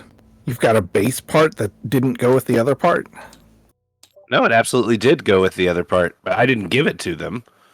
It's like a paired set or something. One fits in the medallion, kind of like rests in this groove. Look, I like pull the base plate out. So the base plate is very technological. You know, there's computers and sensors and projectors and stuff on it. There's obviously some bit of gravity field that holds the medallion. The medallion's a carved piece of metal. So they fit together, but they are distinctive in their functions. Yeah, I'm just willing to bet that medallion or that plate thing that he has isn't going to work without this base at all. Oh no, I've got a feeling that cast medallion will still work without this base plate, but maybe not in the way that they want it to. At a bare minimum, it will be a moral symbol. Even if it did nothing, it's still a symbol to the Droyan. Yeah. That's a real bummer. I almost don't want to go immediately back to the university and just kind of like lick my wounds for a while. Yeah, maybe we don't tell the dean anything about this base. Maybe we just keep that for ourselves and hide it away someplace. Well, okay. I know that there were other artifacts that were around the temple. Did anybody else grab anything? I got a bunch of those coins and stuff like that, like those different Droyan artifacts. I got a few of those we could turn over. Yeah, we grabbed the artifacts from the first 2 rooms. Okay, so we can hand those over and maybe get a hold of that ship, right? And then we can chase down these new home assholes with the ship, and we can get the medallion back. So does anybody know where that Remington guy like hangs out at? I mean, do we know where to find him? They're new home professors, so we could start there. There we go. They're also looking for Droyan medallions and things like that. So, Otto, do you have any other leads on Droyan relics and artifacts or anything? I mean, I know we got this one from Randy Randleman, but maybe the dean has more. Yeah, I mean, the dean could know why the they need to have record of coming to our planet, and they're also Drowan with them. Like did they smuggle themselves onto the planet? How do they get all of these leads? That's a very good point. So we can go to like the starport and ask around, see if we can see whose ship they came in on. No, I mean their ship was there. Yeah, they have that. I feel like, just so we're on the same page, we're a bunch of professors. Like, there's no reason why any law enforcement people would give us any information whatsoever. I also feel that like these guys are like, they're professionals. They're going in freaking power armor, guys. Like they were here for a reason, and they got their reason. Like, I don't know that like running off to chase them down is the right answer. I want that medallion back, but you may be right. I concur with going down, but we have 2 pistols and a whip. Like, we're not gonna take it from them in a straight fight. We need to find out what they want to do with it. I doubt that they're going to just hand it over to the Droyan. I mean, but the Droyan, where they're helping them, maybe that's exactly what they're going to do. Hey, what does a casting medallion do? It helps the Droyan cast themselves. The Droyan are socially a very caste system, so that's why we had the different castes, like the warrior and the hold on, getting my notes back out. The worker, the drone, the leader, the technician, and the sport. That casting medallion must be related to one of those castes, and it would help the Droyan fit themselves into one of those caste systems. So the ones waiting around the outside were warriors, and they want to be leaders, and that coin, the metal's going to help them change. That's a little bit more complicated than that, and I don't really understand a lot of it because it's very alien to me, but I believe that when a society wants to change any caste, they need a medallion. So we'll start there. Do you want me to try to make a fake base? That just looks like it's got a bunch of technology in it. I can put a one that does some of the stuff, and leave a tracker in there. And if they ever come looking for this, because they're going to, we can give them a fake one and trace them with that. Oh, yeah, that's a good idea. I think the first thing we do is go back and report what happened. Yeah, let's go get fired. Well, maybe the dean can help point us in a different direction too, to help us out to, a competing dean, competing university.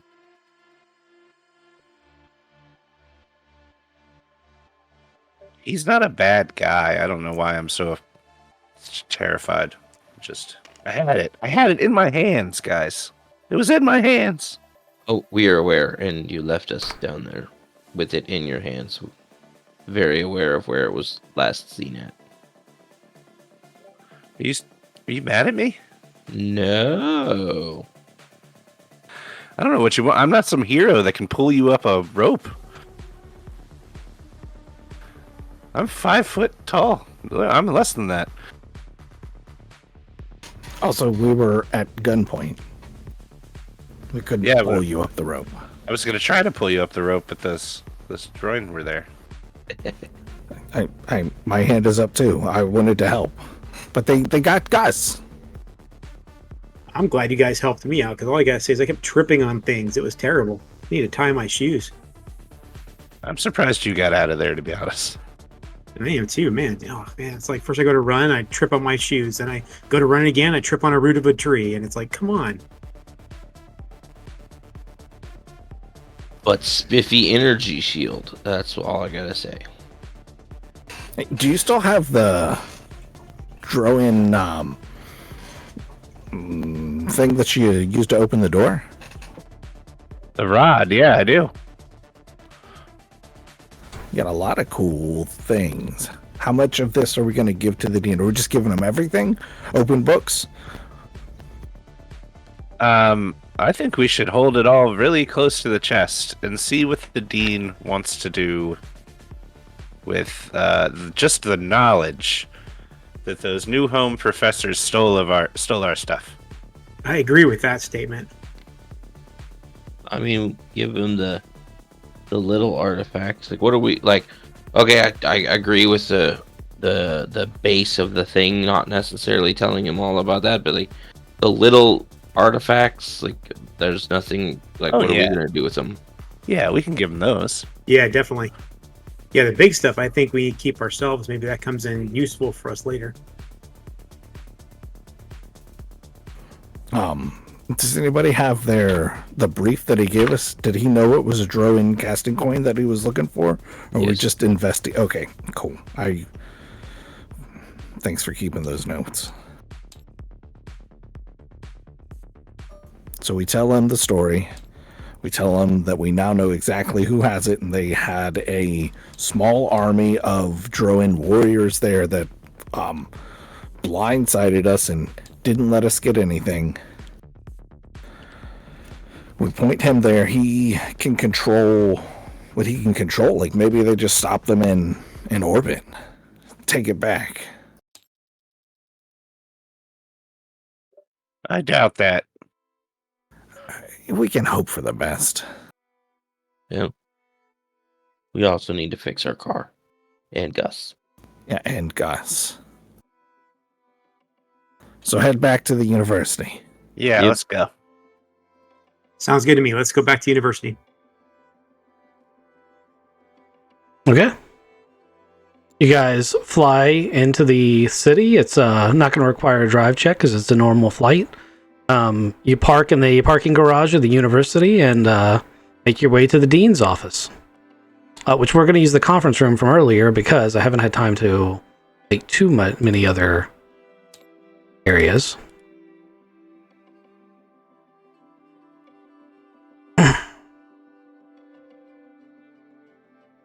Who's going first? Yeah. Asked to see the dean's office, and he's like, I'll meet you in the conference room. Right. Actually, if you could give me 2 seconds, I'm going to take a quick bio and I'll be right back. Okay. Me too. I Be will right back. also be right back. Be careful, everybody.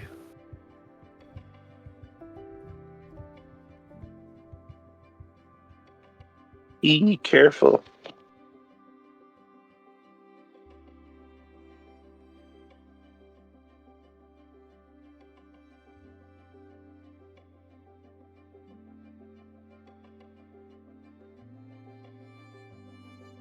Those damn New Home Professor books.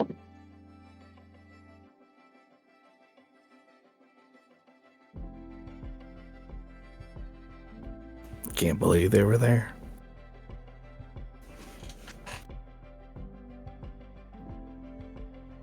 I was wondering why you weren't helping up at the top of the group. I got a message that says you have lost control of your character, and I was like, oh shit, trap. And then, oh no, it was a worse trap. Yeah, that's a worse trap. I was thinking it's gonna be like I wanted to have that rope ready. Zigzag, go up there, tie it back off. Like I was gonna make it as easier for you guys to climb up out of there as possible. Yeah.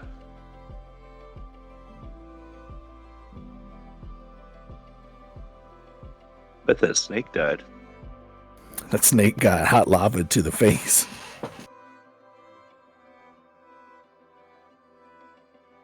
Yeah, that snake definitely got churned and burned. Man. I also don't know this. Oh no, that's turtles. There are some species of reptiles that can breathe rectally, and is because that snake was so long. Like, he they like could've- bury themselves. Yeah. Turtles and frogs. Not frogs. Are you guys talking There's- about that anaconda? Yeah, We were talking biology. he got cooked. Then I was trying to decide if I thought that a snake could breathe rectally, but it's not rectally. Like, it's a very special thing. Turtles can do it. I thought snakes could. There are certain species of frogs that just freeze themselves solid. I believe frogs can also breathe through their skin. All right, back. Welcome back. Is everybody back, or did Rex take a bio as well? Yeah, I think Ronan walked away. Great use of player points, though, Dubs. That's the second time a player point has saved your life. A player point that you got from making a boat. So keep Good doing reference. that. Yeah, that's literally Saving saved your character twice now. So keep that up. Also, the fact that we hadn't rolled backup characters, which we're gonna need to sit down and roll backup characters sometime We soon. need to write. You guys are gonna need them.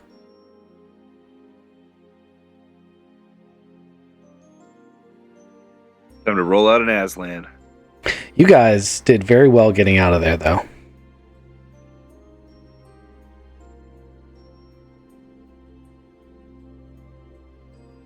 I need to start getting Jonathan kind of some exercise to build up those skills. Yeah, I mean, he might want at least a 0 in athletics, but beyond that, like, he doesn't need to be super buff or anything. No, I'm focusing on just the 0. I'd be happy with that. Yeah, those negatives. They eat you up. That's hurtful.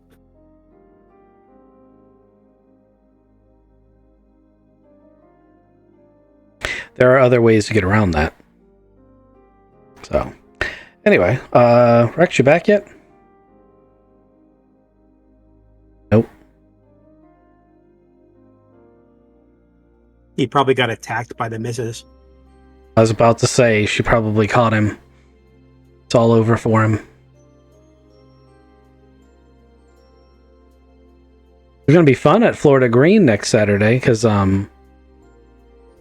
Allie's gonna be up here. Yeah, you still want to do that? Yeah, I think so. She hasn't said otherwise, so I'm assuming we are doing it. I mean, Okay. I'm tempted to say we could do it in person if we wanted, but that's it runs too late. But like 3 of us will be right here in this cul-de-sac. Yeah, that's true. Get Kizik down here. Yep. Hey. Then his wife will be hunting for him.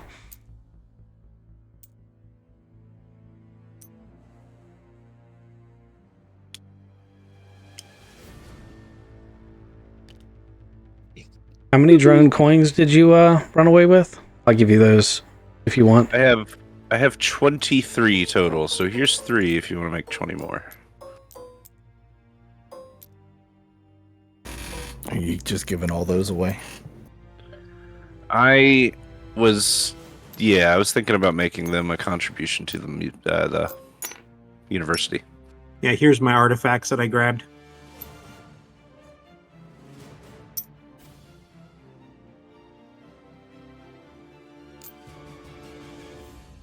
All right, we'll give Rex another minute or two. Oh, I'm here. Okay, there we go. Okay. Who's leading the way? It should probably be Otto, shouldn't it? Oh, Yes, it is. so Otto goes in. He sits down. Everybody else is going in and just kind of putting things on the table. And Otto goes, "Oh, Mr. Dean Vex. Oh man, first off, we've got a lot of antiquities here. There was absolutely a Dronian site there. It was behind a wild everything. So you got it? You got the medallion? It really was here? A medallion really is here. It still might be on the planet right now. We were swindled by those new home pirates, Professor Remington. You mean someone took the medallion from you? Yes. We came out of the thing. They had an army of Dronian soldiers, and Professor Remington was there, and they were like, the whole crew was there, and they I don't know how they got knowledge of the site or anything. Wait, but they an held us at army of gunpoint. Dronian alive on this planet? Yes. That is unusual. And possibly concerning. You said an army of them? Where did they come from? We don't know anything. They were shooting, maybe stunning lasers, maybe real lasers. We got out with this, and we came directly to you. Sir, by army he means like 6.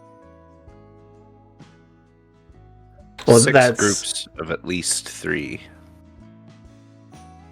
Well, that's considerably more, but also much less than an army. But still a concerning acquaintance. But that could have easily been one ship's crew. Yes, it was a small platoon at least. And it did seem like there was just one ship there. It was the New Home ship. I recognized it. And yes, Remington was there, so was Kalashnikov and the others. Springfield. Right, Springfield was there. But we gathered as many Droid artifacts and coins as we could. There's a significant amount of gold here. So, But no medallion. But yes, the medallion was stolen from us. This is a disaster. We agree, but we would also like to offer our services, if you would, to you give us the ship, and we'll go after that medallion. And what, you're going to engage in acts of space piracy against this ship? How could you possibly hope to legally obtain this device? And if you're going to do it illegally, the university can't sponsor that. I certainly can't have you running around in our flagship doing it. And I need the ship for something else. I may need you for something else, depending on what my courier comes back and tells me. Has Marja returned? No. That's concerning. That's something else. I sent a courier to check on her progress. But the courier hasn't returned yet. She's way overdue for checking in. I'm going to give it another week to see if the jump space lag is going to give me any information, but I can't wait much longer than that. If there is a life-threatening issue, I'm going to have to send a follow-up party, and in order to do that, I'm going to need the ship. Just to be clear, to go after Marja? Yes, the other team hasn't reported in.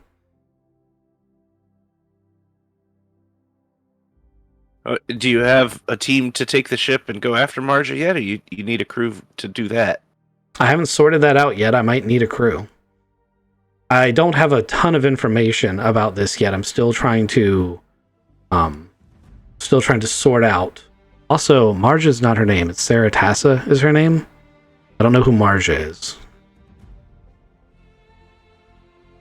Oh, I'm sorry. I thought it was Marja Aguilar was a student of mine. She was a good egg. No, Sarah Tassa was the student of yours. Marja is one of your character's ex-lovers.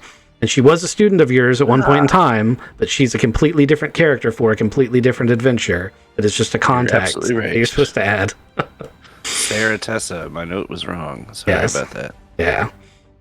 Teaching assistant. Yeah. I knew Right. Marja. Sarah was the good egg. Marja, not so much.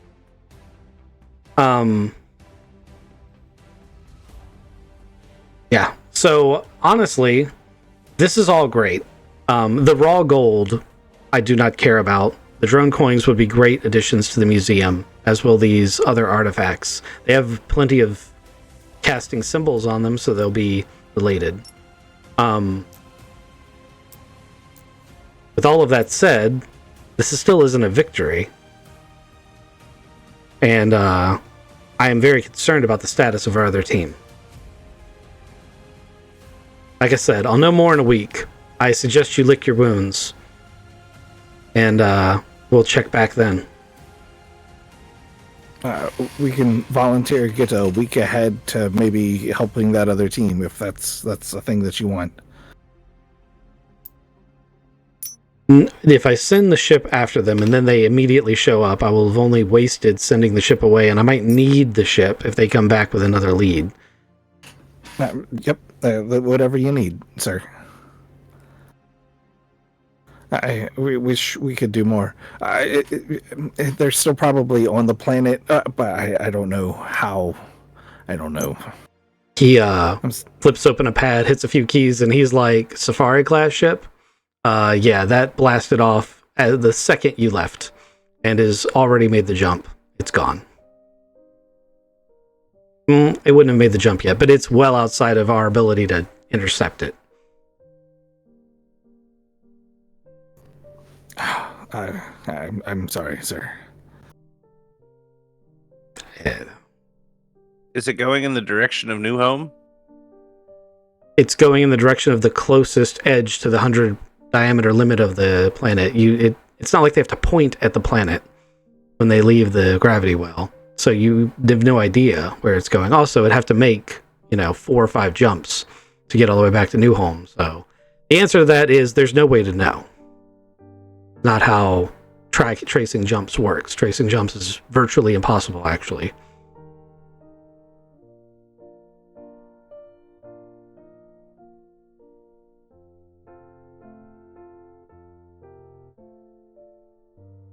Gentlemen, this has been terrible news, but I want you to know that I don't consider you to have done anything wrong here. It's actually quite impressive the way you came through getting all of these artifacts.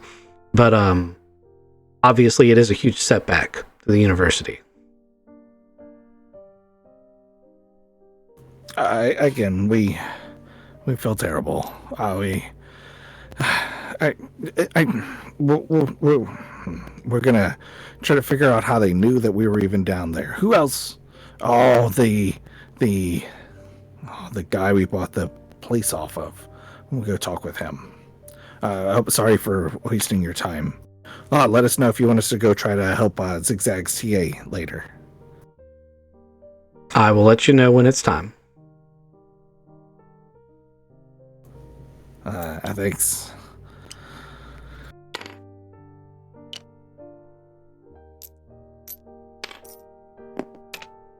All right. That wasn't so bad. We didn't get fired. That's Well. true. That's better than I thought it would be. We didn't die. We tried our hardest too, though. Wasn't really in the cards for you to die in the meeting with the dean.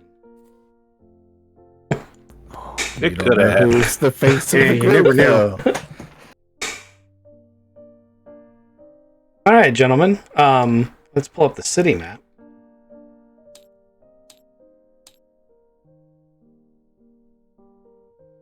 Find yourself exiting the dean's office and in the courtyard of the main university. Birds are chirping, sun is out. Peaceful setting is contrary to all the action and adventure you just went through. What's your next move? To diagnose what happened to Gus. Also, I want to point out, Kizik, that I appreciate your enthusiasm for trying to dive into the next adventure, but always remember that there's going to be a session gap between one tomb raid and another, one adventure and another. So you're not going to come back. It's going to be different than last session, and that you're not going to come back and immediately 10 seconds later be starting into the next session. There's going to be short intervals between with little micro stories. So there was, when you were like, let's just go right now with the ship, that kind of thing won't usually happen. But I understand you're just trying to be assertive. I was trying to not be fired by a guy that I have a lot of scared for. Mhm. Look, A lot of scared for. Yep. That's the relationship I have with my boss too. Well, truthfully, the reason you didn't even have to roll for any of those interactions was, while he isn't as aware of the other crew as you, he knows these kind of things happen, and it blatantly wasn't your fault. And the fact that you guys brought all your artifacts and put them on the table and said, look what we did find, and here's all of it, basically negated the need for you. Like, if you'd kept them in your pockets and tried to hold back, that would have been a different kind of conversation.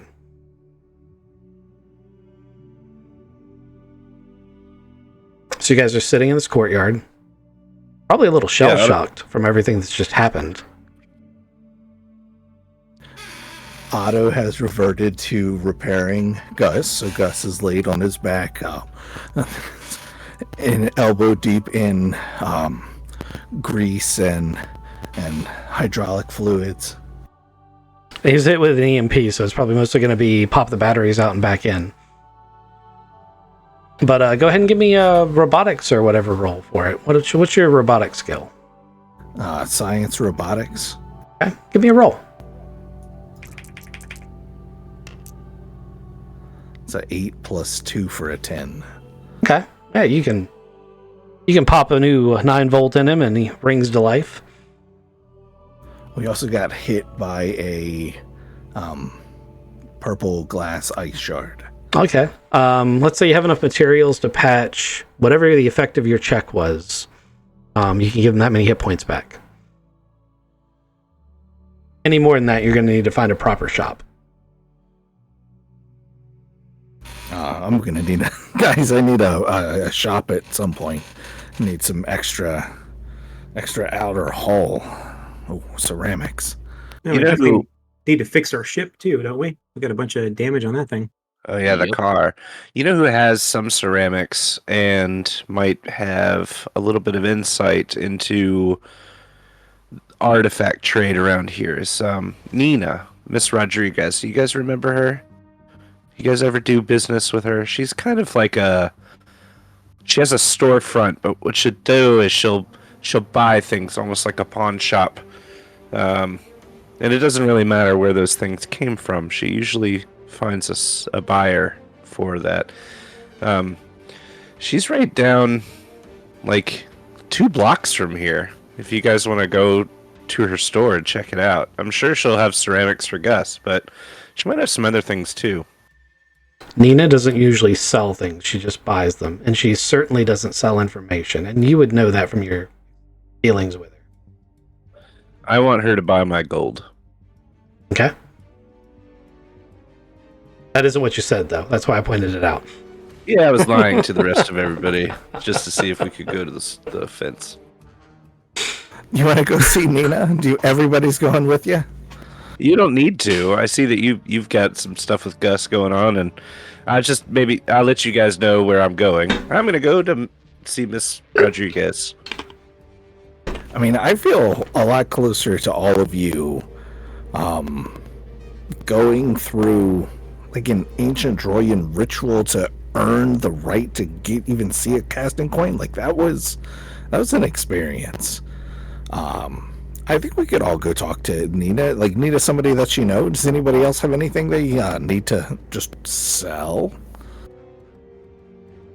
I pretty much gave up my stuff to the dean, but I am really kind of itching to hit the library up and see if I can do some more research on that base of that Troan base that was underneath that plate.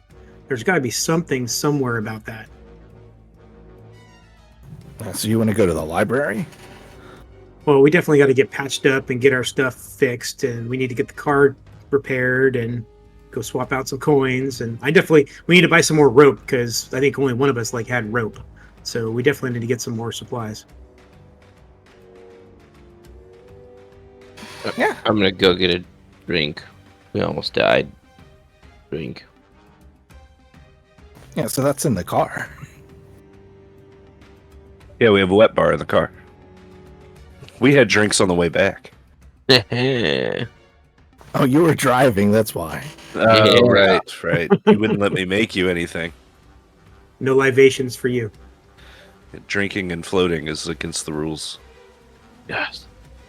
Only with that attitude.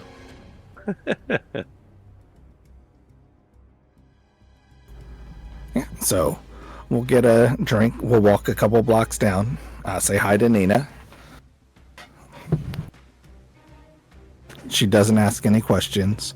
I'm gonna reach out. Do you guys remember the name of the guy that sold us the location of that? Yes.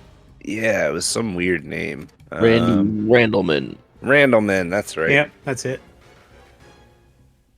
Maybe we meet him at a bar at nighttime and just see if he told us to anybody else. There was also that other team, like the guys that rest in peace. The body that Yeah, we have a phone that we can decrypt. we do. Who computers? That would be me.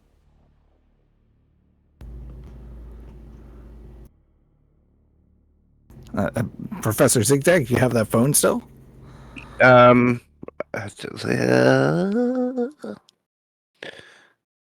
probably do. Is it this right here? That is it, the mobile comm. That is it. And I have the computer skill to try to crack it, dude. so I wanted to point out that it no longer has power and has completely died. However, if someone wanted to try to mechanically repair it and then you wanted to hack into it, you could try to do so. Since it will no longer affect the thing it was going to affect. Hey, you had like a 9-volt or a 5-volt battery with Gus, right? I mean, Gus is a mechanic's tool shed. Watch this, and he hovers up, and I push a button, and like 3 or 4 chalky things come down. Give me a check for Gus. This is a rather simple mobile comm, so it's only going to be I'm going to call it a 7 to pass.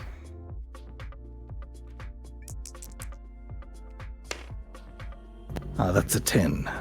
Okay. Snaps it all together, manages not to erase the data, and now Ghost can do his bypass the lock check. Once again, it's a simpler mobile comm, so if you have, depending on your tool sets, you might be getting a significant boost. Well, I'm not around my tools, but what I have in my pocket is... Let's see if I do have anything that's good.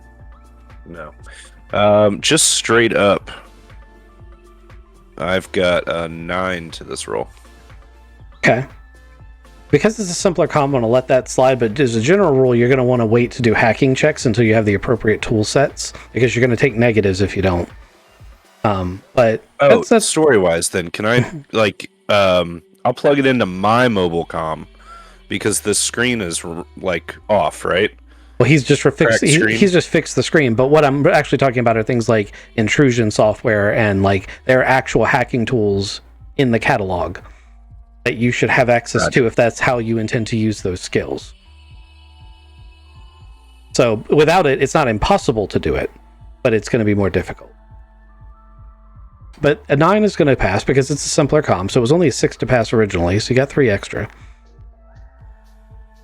So let me go ahead and crack this thing open.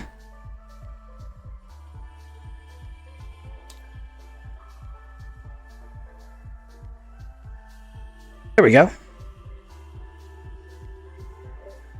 Gentlemen, this comm was the property of Dr. Craven. He seems to be a solo treasure hunter. Tried to get into that temple with brute force, but this mobile device has a bunch of black market contacts. It sure does. This is nice. It has It has instructions in it on how to use that press to make drone casts and coins. They won't be authentic, but they would be usable by drone. Dr. Craven was part of the research. He was the missing member of the other research team that never showed up. Randy Randleman is one of his black market contacts. Oh, shit. Randy's phone number is in here. Another black market contact in his list of black market contacts is a Professor Remington. No way. We've got Remington's contact number now, too.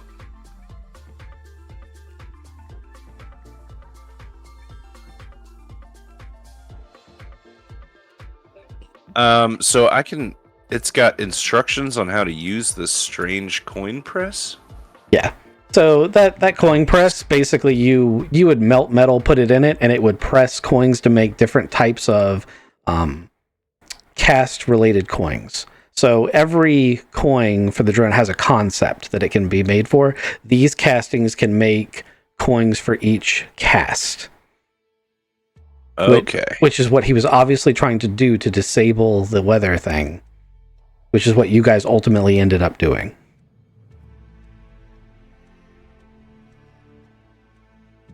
Gotcha. Does anybody want this thing? Was that in the phone? What is...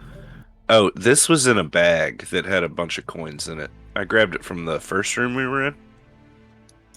Make them in handy someday. I don't know. It's worth noting that any of those coins would be considered forgeries, even though they are authentic coins. Like, they've been made in an authentic way, but they're not actually artifacts. Right, they're new. Yeah. Retro mods. So that's the thing. Zigzag's not really a forger so much. So as I do have the coin press and I do have the gold, I don't think Zigzag would ever try to use it together to swindle somebody.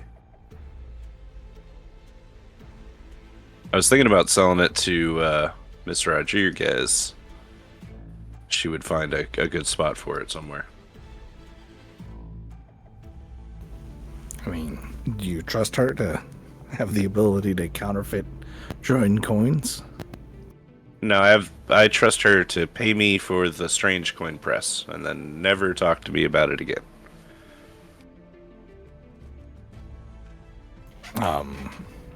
Otto kind of shakes his head for you in a second. Like goes, oh, okay. Unless you want it, that's why I'm asking. It's from my standpoint not very archaeological, because it was being used to forge these. I mean, it is ancient, right? It's old. Yes, it is ancient. It in itself is an artifact. Maybe I'll just keep it. I'll do a paper on it, put it in an actual museum. Oh yeah, turning into Lucius next time. All right, so we've got this mobile comm. Anybody want to do anything about this? While you were expertly hacking it, Zane had his hand up. He also wanted to hack it. I said I could, but Yeah, I saw that, and you took a step towards it, and Zigzag was like he held it out with one hand, and then with the other hand pulled it back again, and then he had a third phone. It was quick, and it was impressive. yeah. Sorry. No, I mean, we got the job done, right? Like, we opened it up, we saw what was in it. Like, lots of black market contacts. I feel like that's information that we can use moving forward. Yeah. So this Dr. Craven, rest in peace. He contacted Remington. He contacted Redelman. That's what we're thinking. Yes.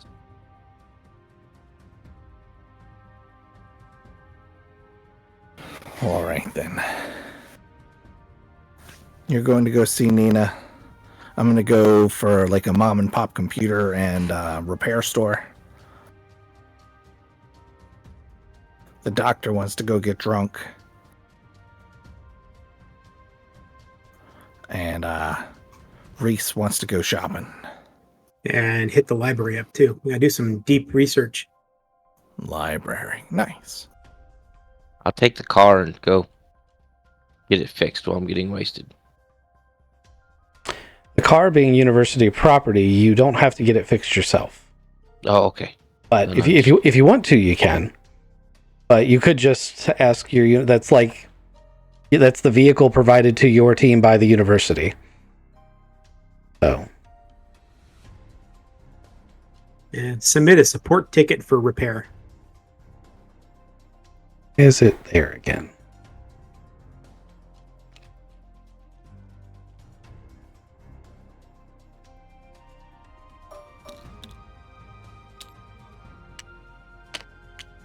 Fixed.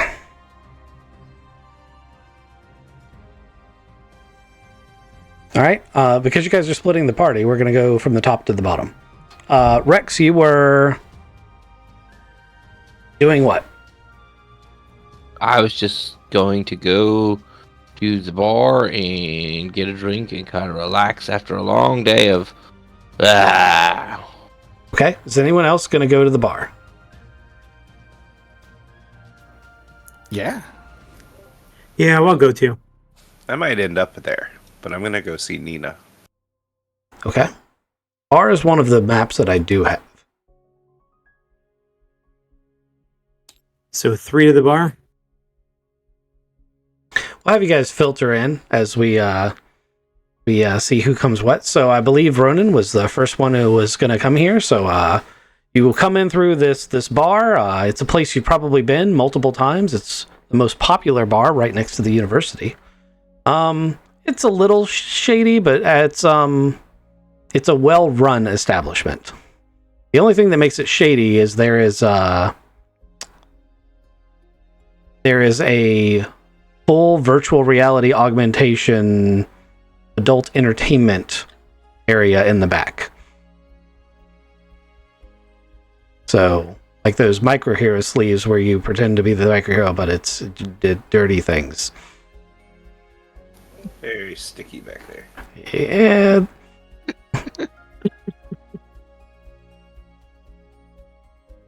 So, anyway, where's I'm my? going to. There he is. So you walk in and get your shady clientele up front. You got your college students getting trashed. You got your bars mixing the super shiny cocktails that cost extra money.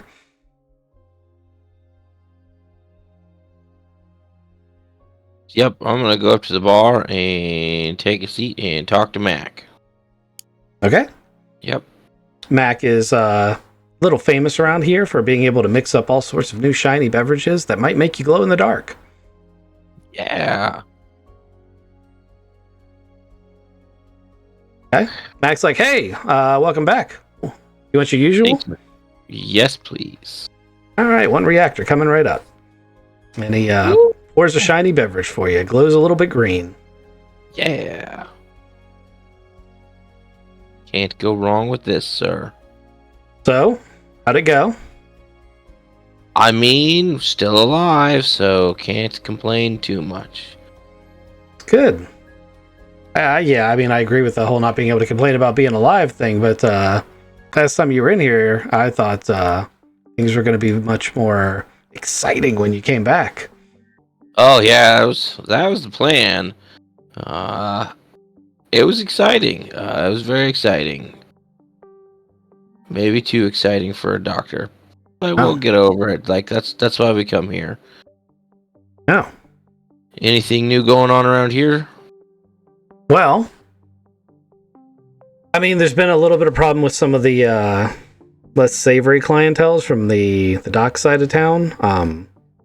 They keep stealing supplies off the docks, and local security's been having trouble figuring out how they're doing it or tracking them down, because it's happening right outside of this bar that has increased the authorities' presence enough to cut into our business a little bit. You know, that's a pain in the ass. But not too much other than that. I mean, business is business. Right.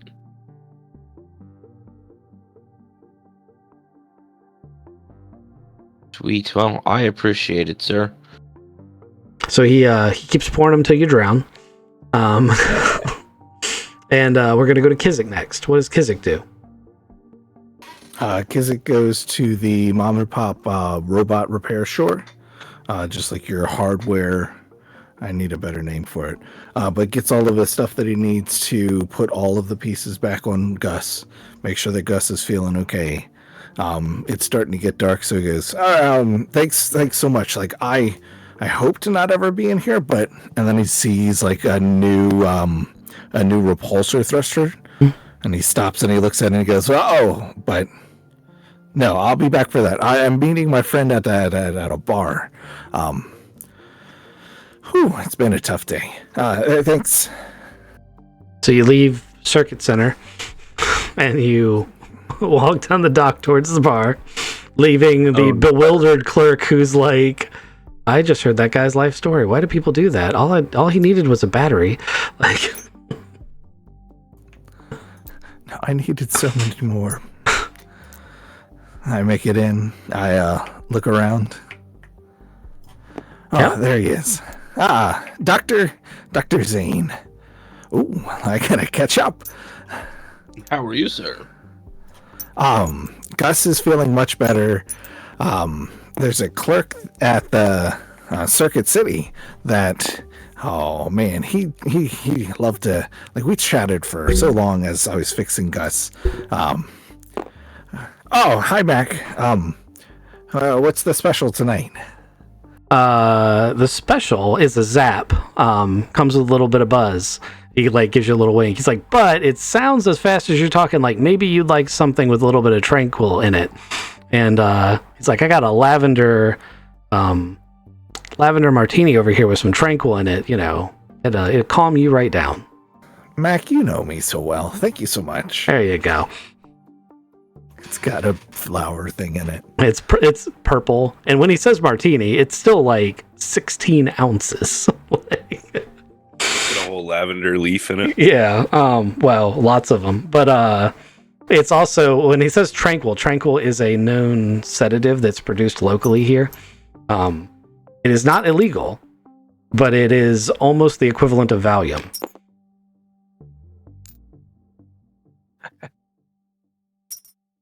I start sipping on that and I go, Zane, Dr. Zane, are you doing okay?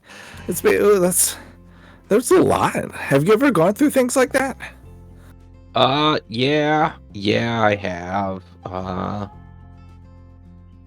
And that's why I come here after we're done. Oh man, you can I wasn't drive. always a doctor. Really? Yeah. What's a good cool story? Oh, before I was a doctor, I was in the scout service, and I got sent to some pretty some pretty interesting areas, and a few times had to fight for my life before. So, like I said, this is not the first time, but it doesn't get any easier. I shot a snake in the face. I shot one first. Yours. You were just copying me. Yeah, but like, I'm a roboticist, a scientist. I've never shot a snake in the face before. I'm a doctor. But yeah, no, I've shot a snake before.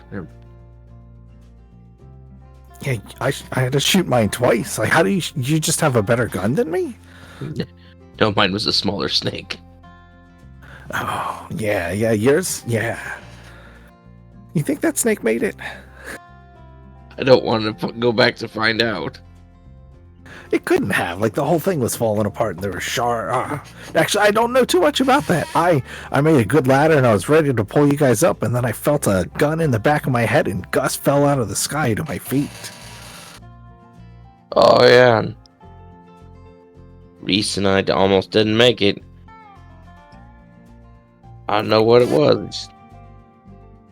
Couldn't get out of there. It was nasty down there. At least you didn't have to go through the flying metal guards and don't want to do that again. But you got a cool buckler now. Yes, it's spiffy. Ancient buckler. That's awesome. Ancient shield of spiffiness. Nice. Like a trophy, put it on my wall at the room in the university. Just like, boop. Or you can flip it over and take a shot out of it. Oh. Tempting. As they have that drunken conversation, Ghost, how's Zigzag doing? Well, he's gone to see his friend Nina. Okay. The fence. I don't have a map or art for Nina. That's all fine and good. It's a quick conversation as he tries to sell the gold for spot, whatever spot price is. And then he's going to show her the strange coin thing and say that it was found together. And if she knows this is a Droin coin press, and if she sees anything like it, I'm interested in buying it. She's going to raise an eyebrow at that and be like, all right, I mean, it's not normally how I do business. I represent a collective that tends to acquire all sorts of things. But you've been a really good customer of mine, so I'll keep an eye out for you. It's not usually the kind of thing we get here. The gold, on the other hand, I'll give you a price for them. I'm not going to be able to pay you full value for it. Gold just isn't worth what it was before. Yeah, that's understandable. You know, electronics and all needing parts. So you turn. She only pays in cash because, you know, illicit business. Yep. She turns this into should be 6,000 Esperanza dollars there. Yep. 6K. Thank you, Nina, for your time.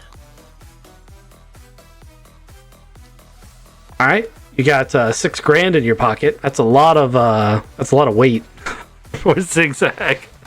Yeah, it is. It's not as bad as the gold was, I'm sure. That's very true. I'm gonna go to the bar now. Okay. So I feel lighter somehow. the third party member to roll in is Zigzag, and Zane and Otto are pretty sloshed by the time you walk in there. Oh, hello, Shannon. It's nice to see you again. Hey, how you doing, boss? What can I get you? I'm feeling pretty down and out, actually. I had a rough day, just like my companions here.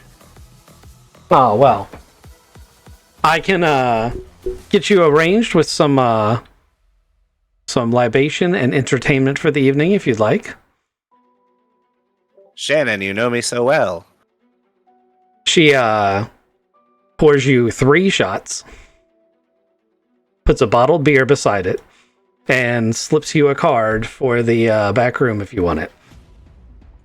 The shots are copper, silver, and gold in color. Ha! You have to take them in order. Thank you, Shannon. I will. I'll slip her, the money plus tip. Mm-hmm. Otto and Zane. It's been a crazy day, but I do have to say, I don't know if I could have done it with anybody else. Otto, you put a good team together. Even that guy Jonathan. So I think we could, if we want to, stick this out together. We'll get that medallion back. 2 medallions. 2 medallions. 2 medallions.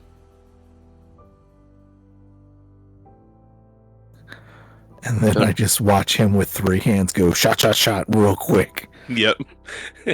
A triple fist them. Shot, shot, shot. And then the beer in my 4th hand. That's why you're the professor. I never really got my teaching degree. I didn't graduate university. I didn't want to take the tests.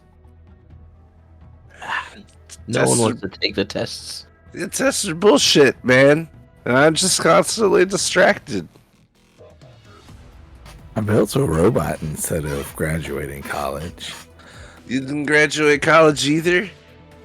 No, and I felt that I was a false professor, so I just volunteered for a bunch of field research stuff.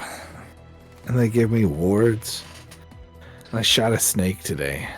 It's failing upwards. This is a dream. So, Bodubs, as all of this is going on, what's Jonathan doing? What's Mr. Reese doing? So went out and picked up some supplies. Got some chemical light sticks. Got a canteen, which I didn't have before, and get some more rope. I noticed we didn't have a lot of rope there. And that was about the extent of my my journeys. I wanted to head back to the library, but I am actually going to do that. I'm actually going to swing by a library, see if I can do a little more research on the artifacts that we saw, and even the base that we found as well. How many points of damage did you take? 5. Okay, you took 5 total points of damage out of a 6 endurance, so you were sitting at a -2. Okay, so every day you don't get that treated, you have to make a roll at -3 to see if it gets worse. Like you're leaving a wound untreated.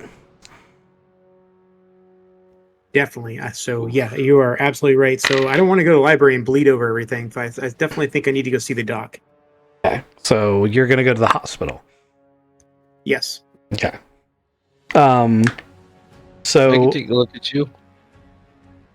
you could go try to get your buddy, the doctor, to look at you. However, he is currently at the bar downing drinks. I'm sure he's probably a little inebriated at the time.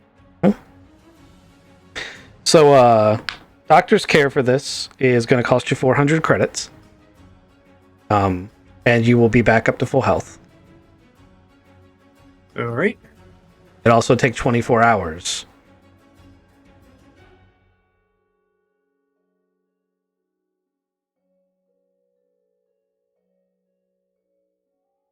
So I am recuperating then in the hospital. Okay. Have you sorted out your black card then? The reason I asked is because when I went through, the only person who was tracking their credits was Kizik. And no, I wasn't tracking credits. I just had the cash here that I had on my thing here. That's the only thing I was really looking at. Okay, well, when we did the first session, and I'll say it again because we were doing a lot of things. Your cash on hand in the very first session was supposed to go on your black card. That's why I gave them to you, because we're not using the cash on hand part of your character sheet. So that should be copied into your black card and used when you can use it. It's in galactic credit, so it's important to keep that in mind. Because you Okay, got so- you guys are professors working for a university, so you're not going to be rich. So like, every once in a while, money is going to be an issue. So basically, the 2,500 that I have in Esperanza dollars is actually going to the black card, is what you're saying. No, that is not at all what I said. I didn't say anything of the sort. I said go on your character sheet, look at cash on hand, and put that number on your black card, and then use your black card to manage your money. Oh, gotcha. Okay. Also, Yep. Esperanza dollars are worth half a credit. So if you have, 2,500 Esperanza dollars,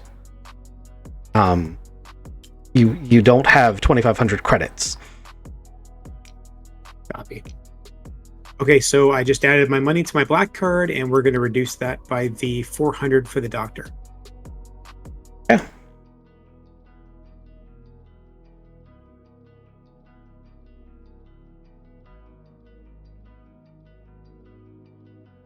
All right, so we're gonna fast forward 24 hours. How does this night at the bar go? Odubs' character is John. He's gonna be recuperating in the hospital overnight. You guys get up to anything super wild in the bar? How montage this scene for me?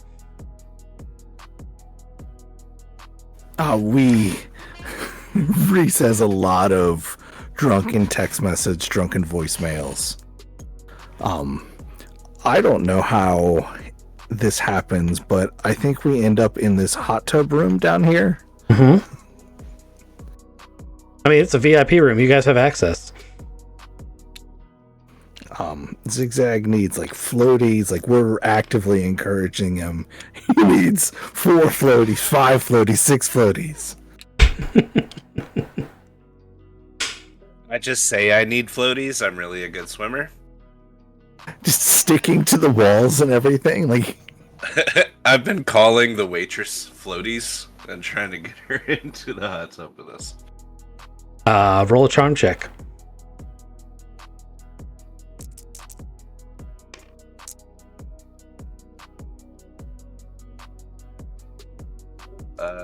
It's not so bad. Charm or Carouse? I will take either. Carouse was absolutely relevant. Charm is better, though.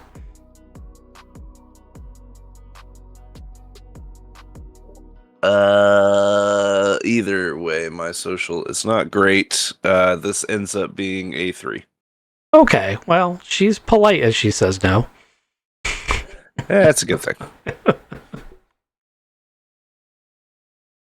All right. So, montage of hot tub and drinking and, good times and, then you guys end up back at your relative, like, where do you guys stay? This is completely up to you guys because it's flavor purposes. Do you guys have little, like, apartments or, do you stay in, like, a teacher's dorm at the university? You live in your car? Where do you guys live? I live in a teacher dormitory at the school. I live in an apartment near a medical facility.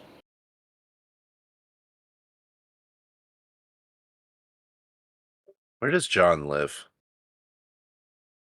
I'm in a teacher's dorm as well, so not exactly living high on the hog, but yep, teacher's dorm keeps me close to the library. The advantage of teacher's dorm is that also it's free. Exactly. Part of the job. My dad, Bart, is still alive, and he lives in the merchant district of Dorado. I always have a place that I can stay with him, so I'll probably stumble there drunk and wake him up, and he'll be really mad. That's interesting. You think he'd be really mad?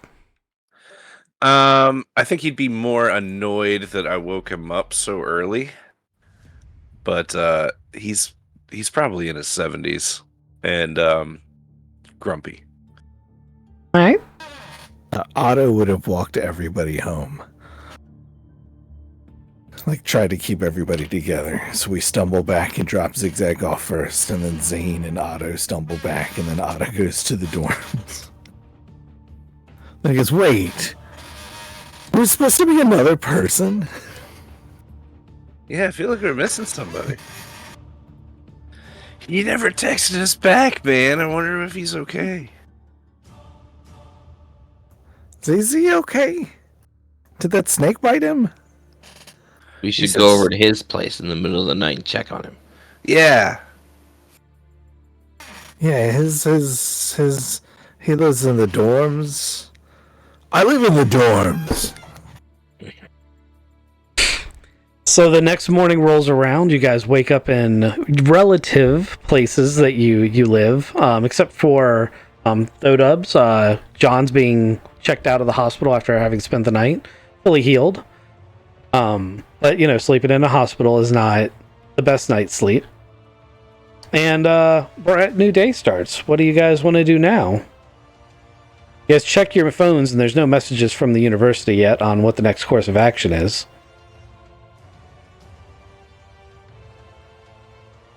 Otto will call everybody up at like 10:30, 11 o'clock.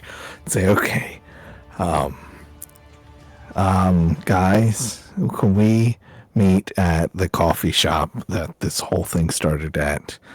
I think we need to do some research on the base, and I might start building a forgery so that we can try to trick them and figure out where it goes. Oh, there's one bit of info I need to add to this. Ghost. As Zigzag goes to sleep, passes out, several of the visions that he had start becoming coherent. And one of the visions he has, I'm going to actually show you a picture of the thing that he sort of sees. It's a Rorschach painting. Oh, it's my parents. It's God.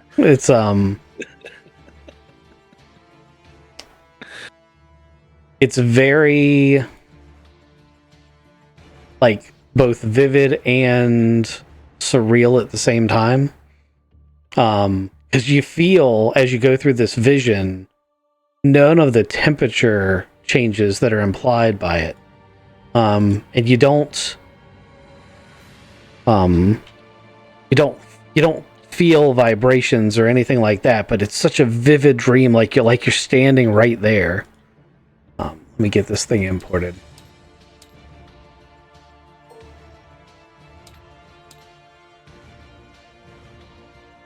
As you see this thing burst out of this cold, icy plane that you're looking at here.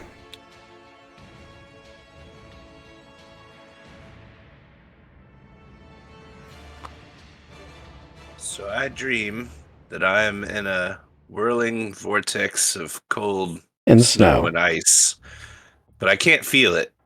It's dark, and I'm in some sort of icy, mountainous glacial region. And then there's this massive worm Yep. with a maw with many, many teeth. Burst through the Okay. ice. Yeah. And just as it rears its ugly face towards you, you snap awake. Something tells you that that's important and that was given to you by the vision you had. We'll say you drift off back to sleep and you find yourself floating through stars around several either uninhabited or almost dead worlds. You can't identify them. But one of those worlds you're above seems to be an Arctic world, and somehow you know that's where that worm is. But I can't get any relative position of this Arctic world.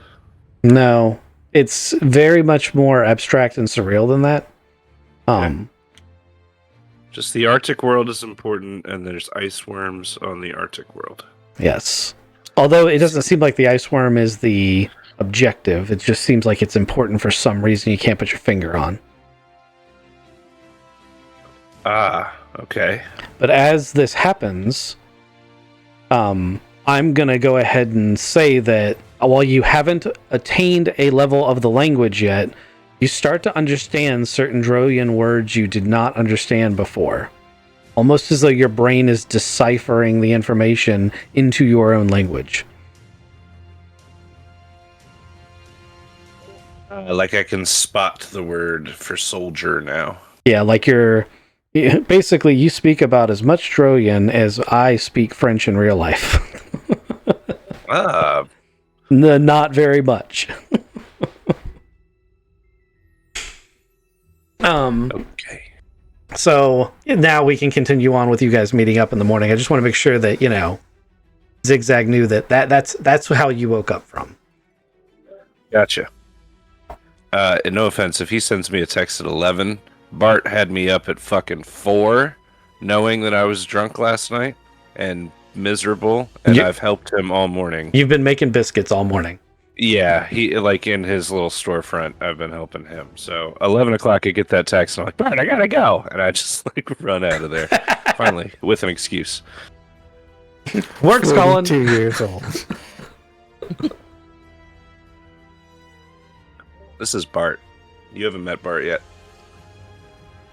Yeah, but you're 42 years old, sleeping off a bender. Yeah, he still wakes me up early and makes me work. Still being controlled by your daddy. All right. Everybody's here. Oh, Reese.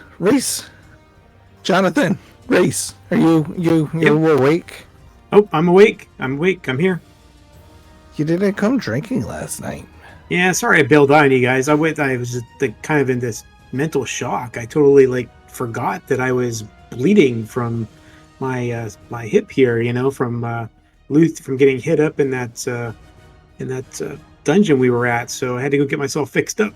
So I went off to the hospital and got myself fixed up. So yeah, sorry I missed out on you guys.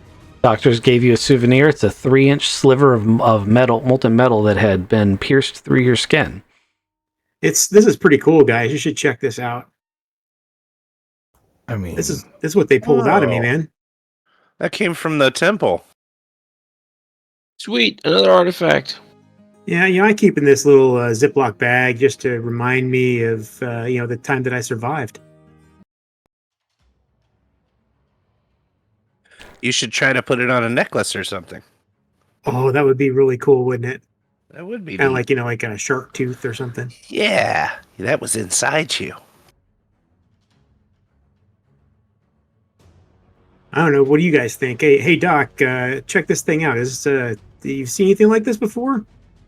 I saw a bunch of it shooting out at me yesterday. Well, okay, cool. Well, I got one for me. I'm pretty happy about it. Cost me 400 credits, but it is what it is. I could have helped you out. Like, I am a doctor.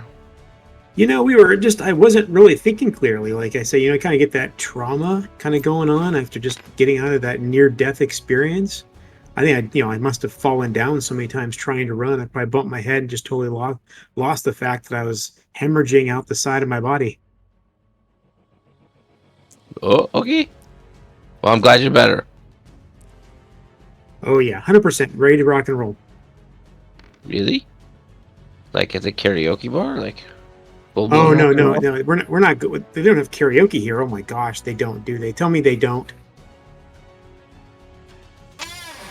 Do you like karaoke? No, I don't. It's like just scary. I had trauma in my past doing karaoke and people laughing at me. So no, I don't do that anymore. All right, new team building a moment. Karaoke. Maybe not tonight. I need to sleep. You wanted to do research, didn't you, Jonathan Reese? Absolutely. You want to go ahead to the library? Everybody research it up. Power out for a day. Anybody else have anything need to say? Zane, you got a hangover cure for me? I mean, I got the smelling salts. We get a call from the dean at all yet? I mean, it's supposed to be a week before he makes a decision. We lost the thing that he was looking for. We don't have any leads on finding anything else. All right, I guess we do got some black market contacts to see if they know, if they have another good lead. Weren't we going to meet up with that Randy Randallson or something? before we go calling anything black market, guys, like, what are we gonna say? Like we're not exactly like gangsters or thugs or military or law enforcement, or like we're literally professors. Like, Yeah, and we also need to remember the law level here on the planet means black market is very black market. so like I caution against us just randomly calling them to be like, hello, hardened criminal people. Well, maybe not hardened criminal, but like knowingly doing bad things, criminal people. We, the Professors Union, are going to strong arm you into telling us things. I mean, I don't know. Is that how you think people talk to each other? Man, I don't know. I'm a doctor. Well, that Randy guy, we got his contact information from the dean, so I wouldn't exactly. I think he'd probably still be kind of on the safe black market thing for us to talk to. But I don't know if we have anything to even say to him. Yeah, I think. He's not a really black market contact, is he? He's just the guy, the surveyor. Oh yeah, but his contact information was in that data pad, though, wasn't it? Yes, that's true. It was in Dr. Craven's data pad. Maybe he knew something about Dr. Craven. You know, I don't know. Did he know anything about him? Maybe it sounds like maybe he sent other doctors up that way. Well, when we talked to Randy, he said that there was a truck going in there. If he had known that it was Craven, would he have actually said, hey, I know who is going in there? But I think I asked him. I can't remember exactly, but somebody might have asked him. I don't remember him saying, yes, I know the guy in the truck, right? He also Remember him was saying that. just trying to make a sale. Yeah. All right, so today's agenda, I think we should call Randy. I mean, just to see if he said anything to anybody else, or I was hoping that we could find a reason why the fucking Professor Remington was there with a not army of Droian, but what do we say, a small battalion of Droian, and they hurt Gus, they put a gun to the back of my head, and they have the coin. The casting medallion. Yeah, we got to get that thing back.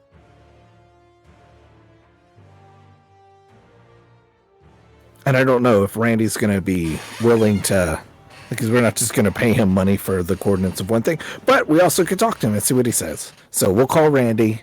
We're going to the library. And we're hoping for either, we're hoping to hear from the dean at some point. Okay. So, I do have art for Nina, by the way. I lied. Oh, that's okay. So, you guys are going to call Randy first, or what's your plan for extracting this information? I heard a couple of contradictory statements here. You talked about going black market, and you said maybe that's not a great idea. You said we're going to call Randy and ask him.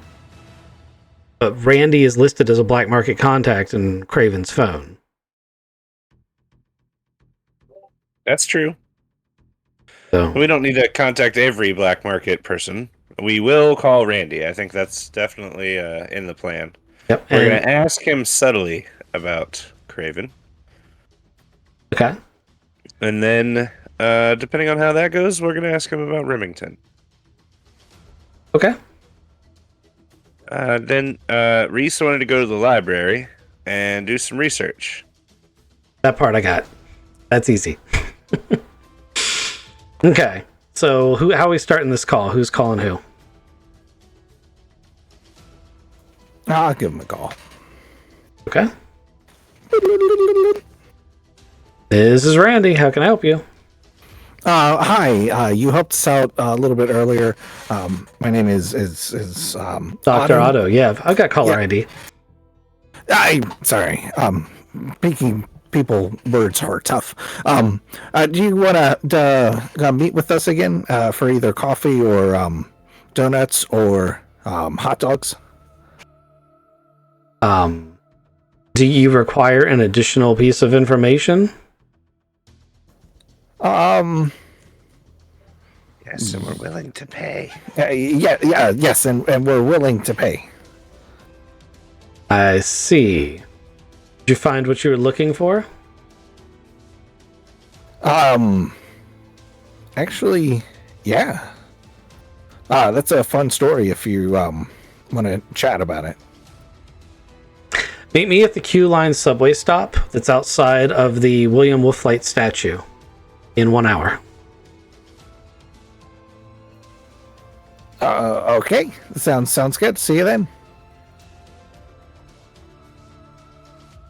Guys, he said meet him at the Q Line statue outside of right by the Wolflight statue in 1 hour. Okay, now ignoring that you guys heard what I just said, respond to what Otto just said. But hold on, we're gonna meet him there. Yeah, that's what he said. Okay. I said I was willing to pay for things. I said that we got what we were looking for. No, what you just said was a Q Line statue, blah, blah, blah, blah. It was completely incoherent. Yes. Q Line station by the William Wolflight statue. Yes. Oh. Okay. You need to It's slow fair down enough. as you do your social stuff. It's not going to be better to rush through it. So we'll meet him at the Q Line station. Yeah, and we'll talk to him then. Okay. In the meantime, you guys have an hour. This is Thodub's character, John, will do some research at the library during that hour. Or are you guys going to stick together as a team? I mean, I think the library should be on his phone. See what you can find on your phone first while we head down to the thing. Okay, well, in that case, you didn't even have to roll. You find nothing. All right, so you guys show up at the station. Boo. So we've got an hour to meet him then? I mean, we still gotta walk down. I mean, yes, the station's right across the street. And a courtyard. So the Q Line subways, automated subway cars, are they're designed to seat 4, maybe 6 comfortably. As you roll up to the station, Randy beckons one of you to, and I'm assuming it's going to be Otto, to come with him. But as you see, there's already 2 people in there. There's only really room for 2 or 3 of you to sit. Really, just 2. That's kind of full there, buddy. Yes, it is. Do you want to talk or not? I do, yeah. He steps into, it's a subway car, so he's not giving you any time because the doors are going to close. He steps inside. I step inside. Okay. And I look. I'm gonna go with him. Okay. So we got Zigzag and Otto in the subway car. Okay. Doors close and it zips off down the thing. And everyone turns and looks at you, and you realize these aren't strangers in this car. These are obviously thugs, and they work for Randy. And he's like, okay, it takes the station about 2 minutes to get to the next stop. What information do you need?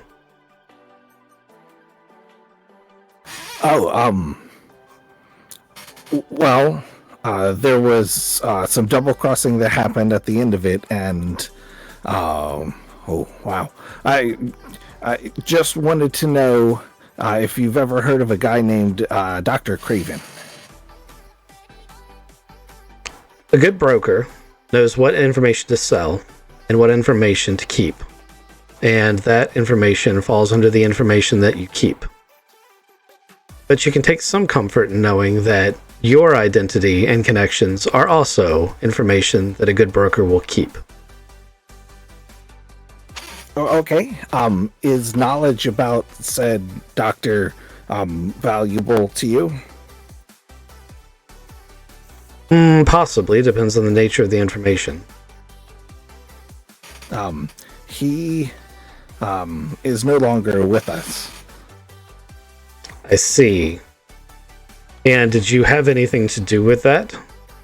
No. We found him. He didn't make it past the weather event. The weather event. Oh, you're talking about the storm. So he really went in there, huh? Yeah. He was the truck that drove into it that you told us about. He was one of several individuals who bought that information. However, I did not expect him to be equipped to handle it. I guess he wasn't. Is Remington the other one that bought it? Who? He had your name in his phone. Remington? Never heard of him. Okay. Well, Craven had his name in his phone. Maybe they were working together? Not one of my clients. Gotcha. He's the one that stole the medallion from us. That's not really any of my business. No, but we're going to try to find him. I can, for a fee, make some inquiries. See if I can come up with anything for you. That would be pretty helpful, actually. All right, we'll call 1,000 Esperanza dollars a retention fee, and I'll look into it. I'll pay the man. I got money here too. You give him all that? Yeah. Too much. But I also want to get out of this vehicle alive. You're tipping him, okay? He counts it and hands you the 200 back. Oh, I guess I did miscount. Thanks. It's always good to do honest business, he says with a smirk. And the train rolls into the next station, and as the doors open, he says, if you need me, you know my contact info. And remember, no information that's valuable over an open comm line. And he walks out. It's a pleasure seeing you again. Now we have to ride back 2 minutes. Yeah, but this one will be a little bit more comfortable. Yeah, no, I don't have to stand on the ceiling. That whole time I'm like upside down. I mean, that's a unique ability to have. Yeah, I can just sit. It doesn't matter how many people are in the subway car. I feel like that's something Zigzag just does by habit because he can and he's lived here like his whole life. Right. Just go stick myself to the window. Just don't lick it. Why not? Yeah, That's half the fun. Ugh, it's the subway car. Yeah, so it's cleaner than the stripper poles. So we ride back to Reese, and Yep. yeah. The other guy's abandoned at the station, just going, wait, what happened to our guys?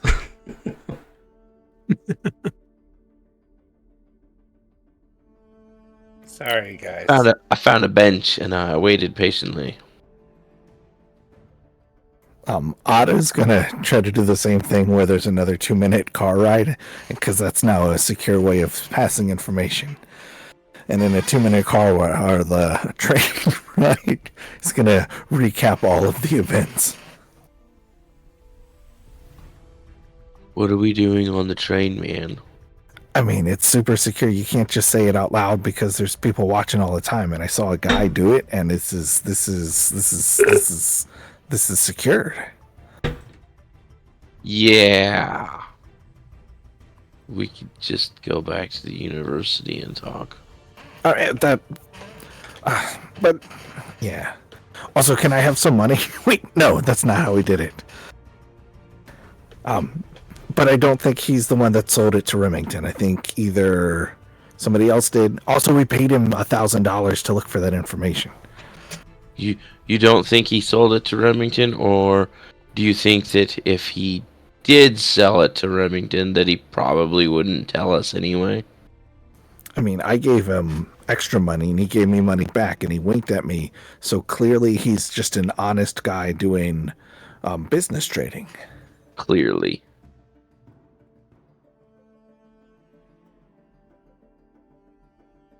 Also, I think those guys would have beat us up if I tried to do anything. I agree with your assessment. Let us not test your hypothesis. Yeah, that's good. But we do need to actually go to the library because there was nothing on the checkout books on the computer.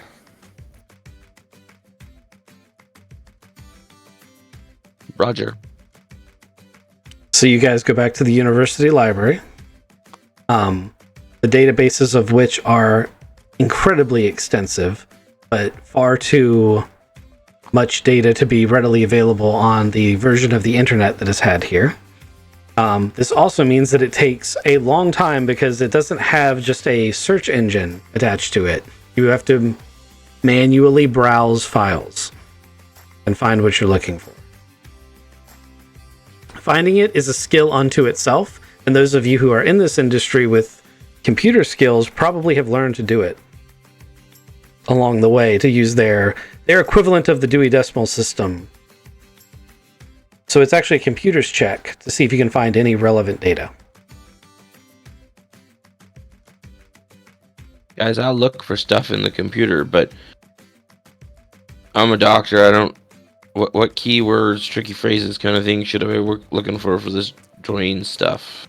Well, first you need to figure out what Droian stuff you actually want, because so far the only thing I've heard said is, oh, we need to find something up about this base. That's very vague.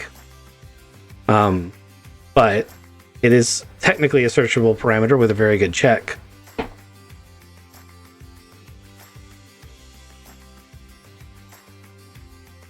Maurice, this is your expertise. What are you looking for about that base?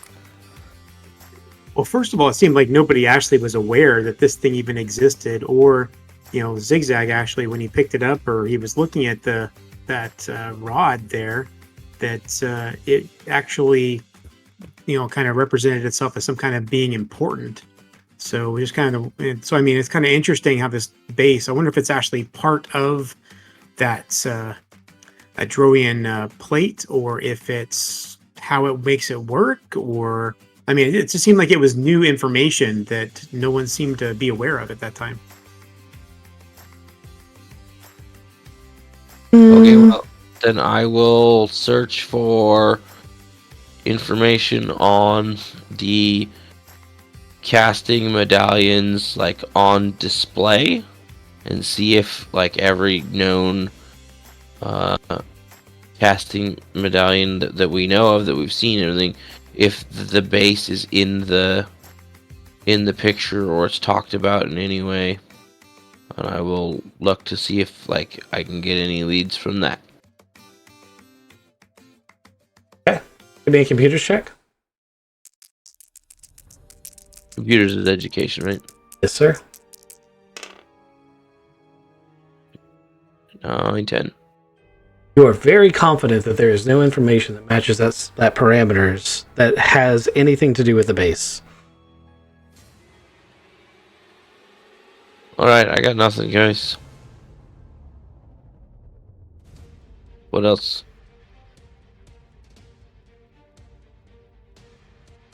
You guys spend the rest of the day doing searching the library? Because you've done quite a few things in this day.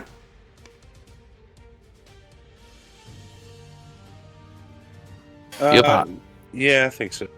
Okay.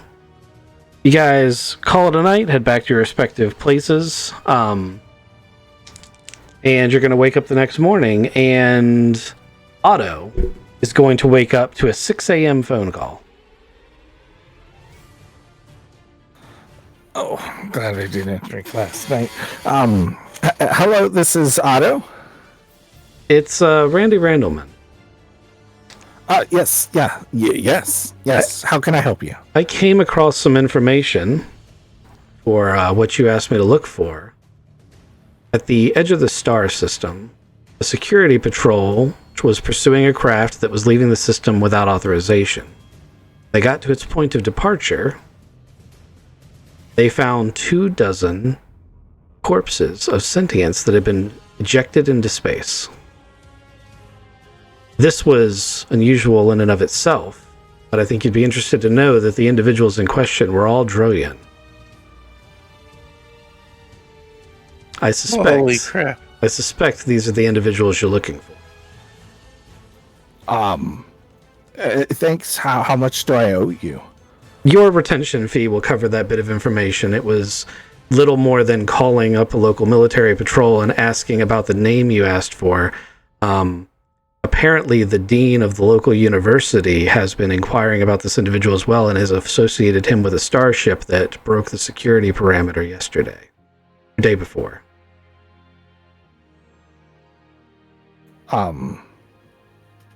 Was there a ship there? Just the bodies. Just the bodies. The ship jumped. That's why it's at the 100 diameter limit. I realize you're not a starship person. Anything found at 100 diameter limit is generally dumped trash or components before you jump. You lighten your load before you jump. Thank you. You're a reputable guy. No, I'm not, but you're welcome. Have a nice day. And he hangs up. Otto thinks to himself, was that information over a public phone line? I don't know. Oh, I gotta call my guys. Call Zigzag first. Hello?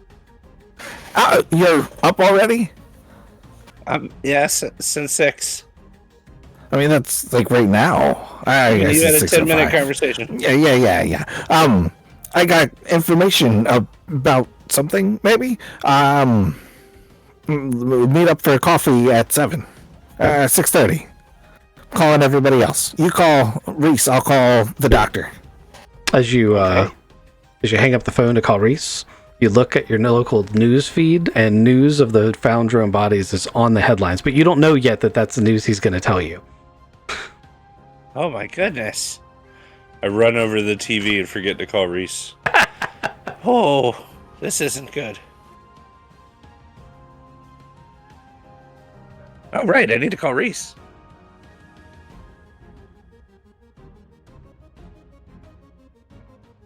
Jonathan. In my phone.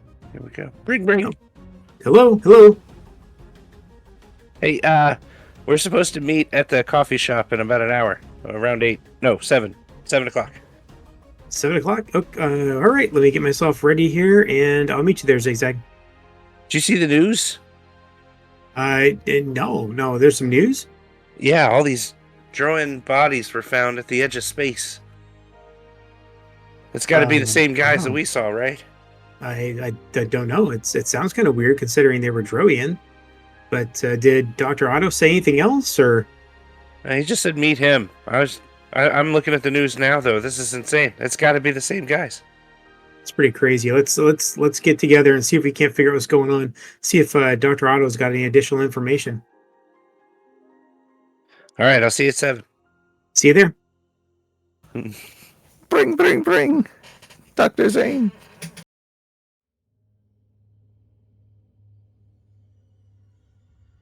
Stupid mute button. Hello. Yes. Meet me at the coffee shop, 7 o'clock. I've got big news to tell you. Short notice, big news. Okay, I'll meet you there. Otto hangs up and then takes 2 steps out of his house and goes, "No, I should shower first." And they quickly showers and runs out.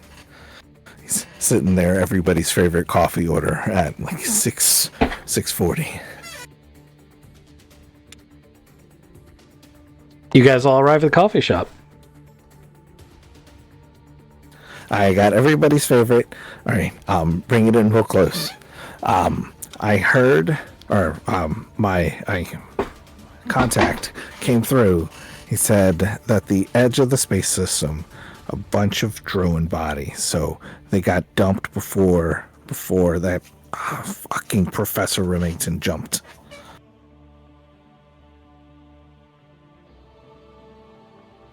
So is that the stuff you were talking about on the news, Zigzag? Yeah, Is that what that's- you think? The same thing? You paid $1,000. We saw it on the news this morning.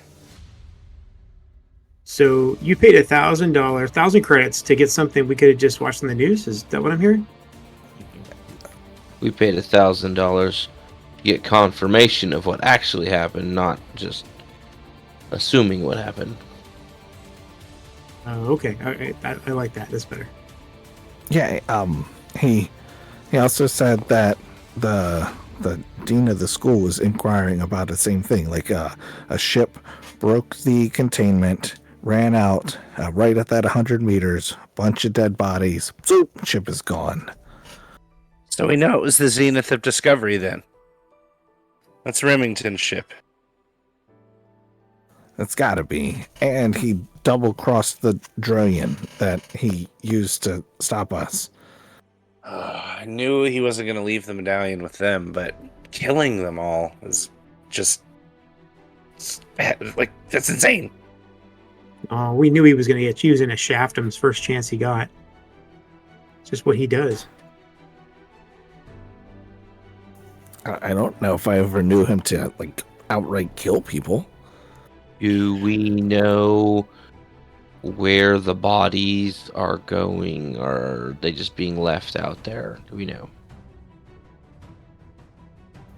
I don't know. Do you want to ask around? I Yeah. can call my contact back up. I could just call a hospital and see if they're being taken to get autopsies and whatnot done on them. This has to be a provable crime, right? Like, we're witnesses. We saw the drone going into that ship, and now they're dead. Is this... we not have any sort of recourse here? I'm just being legally with the law system. I guess Droin aren't... they might be considered a huge deal here. They shouldn't be here on this planet, seen alive, and now they're dead out there. Isn't this like an international incident? I'm appalled. Yes, that should be, but I don't know if it is or not. Do we go back to the dean and ask him? I think he has his hands full. Do we go to the local police? I feel like the dean, who's the brother of the dictator of the planet, probably has more authority than the police of Dorado. Yeah, but the police are more likely to listen to a couple of professors than the dean of the brother of the entire dictator of the planet. I mean, you say that, except the dean is asking about them and inquiring about them because of the information we gave him. I'd like to think he's listening to us. Alright, so he already knows what's going on, and he's making decisions too. Well, maybe we don't have to get the police involved. I'm just trying to think of a way forward here. I mean, also, we'd have to prove it somehow. I mean, So- I could run through Gus's history. Has I wanna- memory. Go do the autopsy on these bodies. So you're going to try and call the hospitals and see if we can get some information on if the bodies have been recovered? Yep. Do any of you have the admin skill? I have a 0 in it. Negative. I also have the 0 in the admins. I Well, have a 0 in admin. if all skills equal, Ronan is the best person to do it from his perspective. Give me an admin check to see if you can trace the different ways in which the bodies are being recovered and autopsied.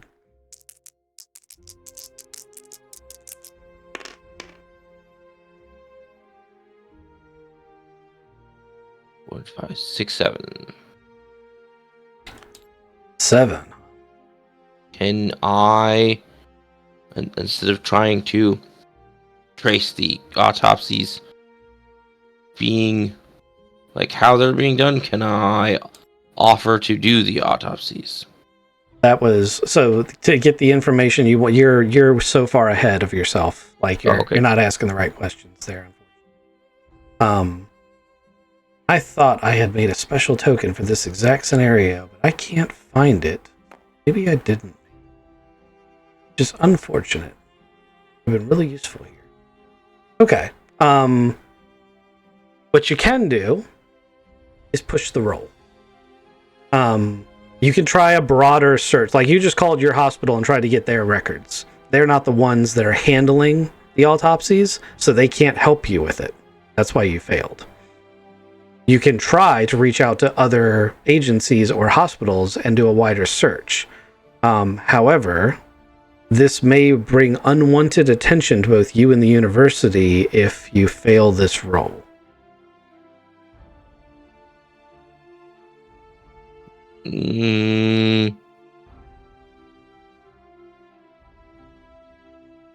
I feel like I'll push it. Okay. Here we go again. How about boxcars for a total of 14? That is excellent, because you were just at a we were going to go down one of two adventures. One of them involves secret police, and the other involves you getting the opportunity to take care of some very individual things that this party is specifically qualified to do. So we never finished talking about very important things when we were creating Thodub's character. This is about to come into play.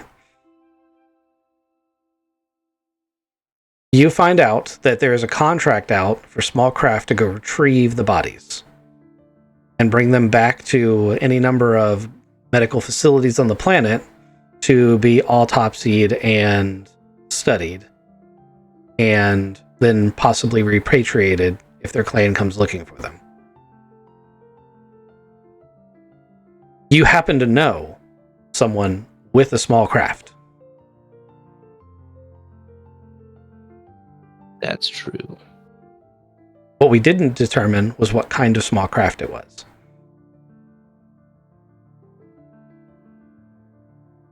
We did not. This is true.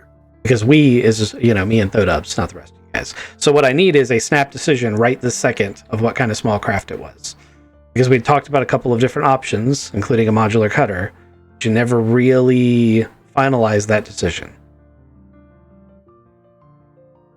You know who would come in really handy for space autopsies? A module cutter with a medical bay.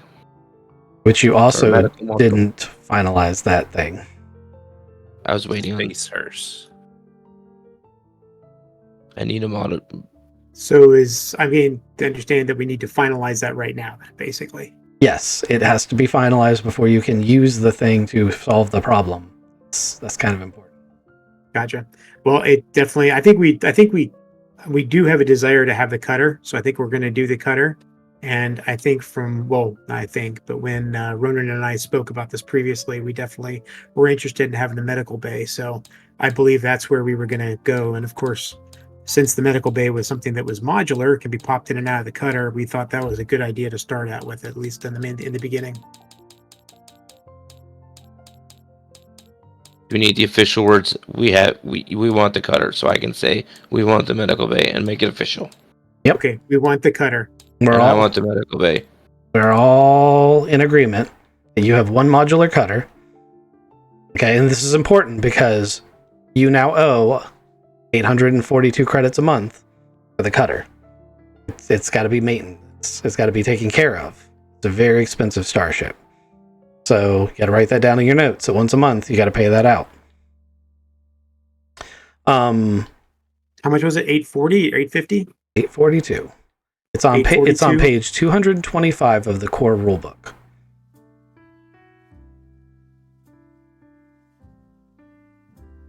Okay.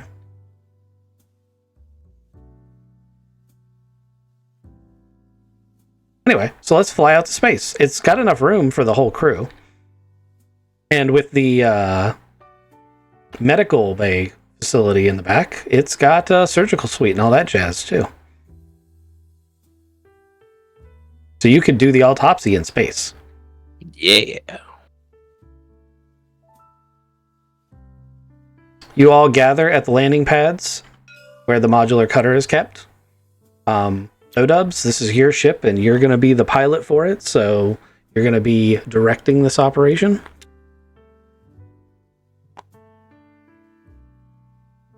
Okay, everybody, just let's load on and do our radio checks, do our system check, and make sure we're good for departing. All right. Aye, aye. Seat. Everybody going? Yeah. All right, give me a small craft piloting check.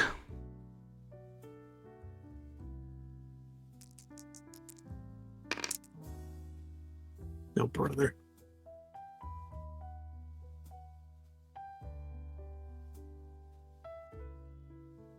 I got a 5. So, technically, John Reese has his license, but he may have very limited experience actually flying this ship, and it's quite large.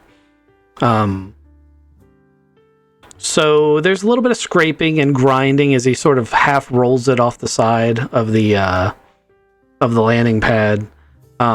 Would you like to attempt to push the roll and maneuver out of this situation, knowing that you'll probably crash the ship if you fail? Or would you like to just slowly set the ship back down and rethink your life?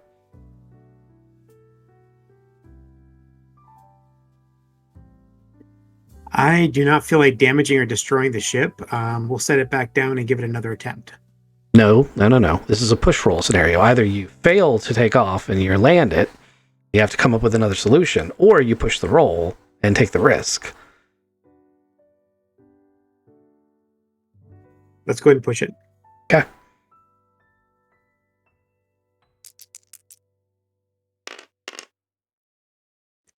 Eight. There you go. See, you can do it. So it's a little bit of scrape paint, and it's enough of a roughly takeoff to make you guys nervous, but you do get yourself out to orbit. Finds the marked location, accepts the contract, which, by the way, is a paid gig to bring these things in. And Thodubs can decide how he wants to split the payment for it. It's not going to be a ton. But you guys pull. How do you want to get the drone corpses on board? Because with this module attached, I don't know that you have an airlock. Let me pull up at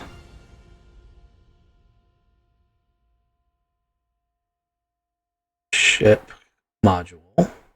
On page 6 is the map of it on the small craft manual.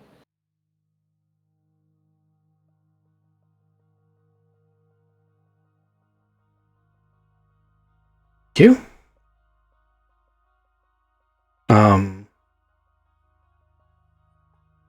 Frontier medical module, then, is what you're using. Yes, I believe that is the correct one. Probably.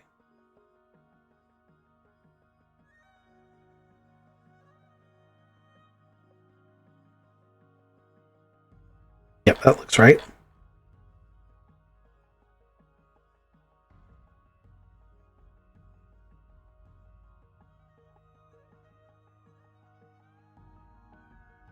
Just gonna put this in like I did the other one.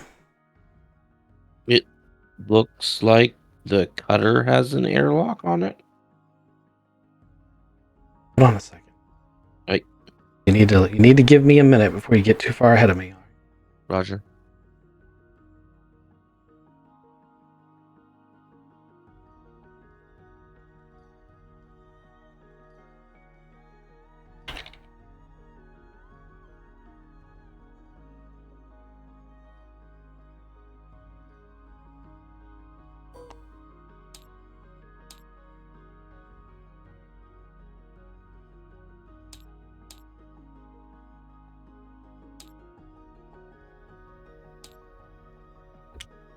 Okay, so here's the module. Here's the map of the thing. It would fit in here like this. So there is an airlock inside of the module, and There's cargo space here, but there's not a ship's locker. So if you guys have vac suits like that you own, you could have brought them with you, but the modular cutter doesn't have one on it.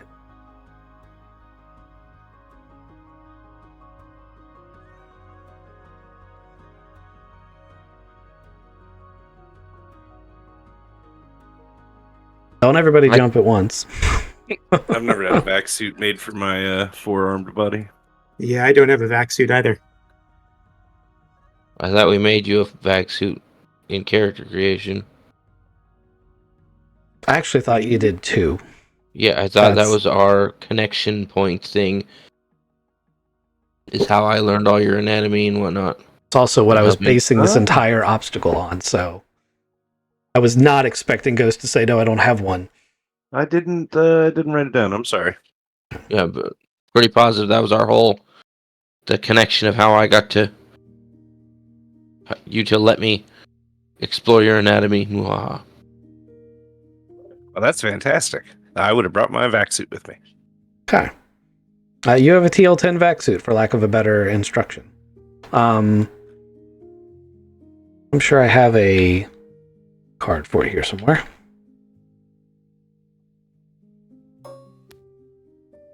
Yeah. All right, so you got at least one person with a vac suit. If no one else has one, you'd have to do this solo, which is going to highly limit the amount of times you're going to want to do this.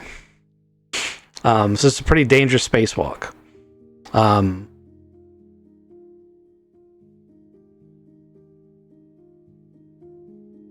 It doesn't have a thruster pack. So you're going to have to anchor or have the pilot maneuver the ship super close to them and try to scoop them up with the airlock.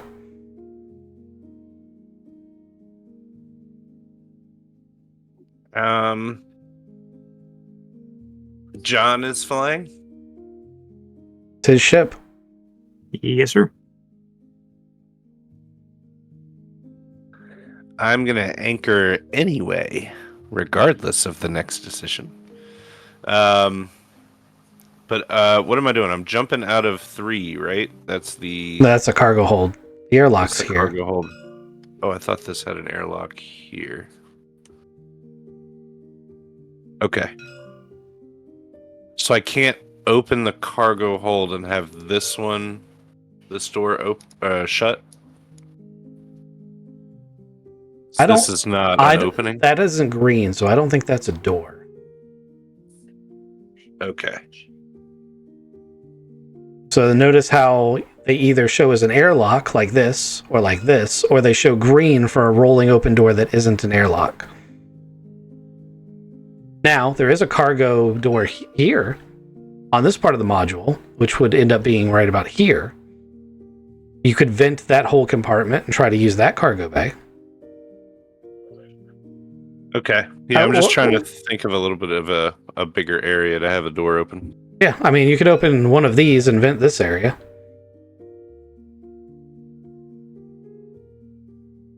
I will open this one for 11 and keep the other ones closed. That'll give me some room. Okay. I'll anchor a lanyard rope from the vac suit into the room. All right, so you roll this. I imagine it as being like a airtight garage door open. And now, how are you, like, this is going to end up being a task chain, but how are you working out the coordination for this? How are you getting John on target to pull this body in? So, John, what I need you to do is very, very gently kind of sideways strafe up to one of these bodies, or a cluster of them. I only have like maybe 30 yards on this lanyard, so I'm gonna jump out and grab them. Oh shit! Then I'll have to pull myself back in with the body. Okay, so the way I interpret that skill check is John Reese makes a piloting check. The effect of his check goes into your vac suit check. Can we get Zane to scan sensors wise and like pinpoint where they actually are?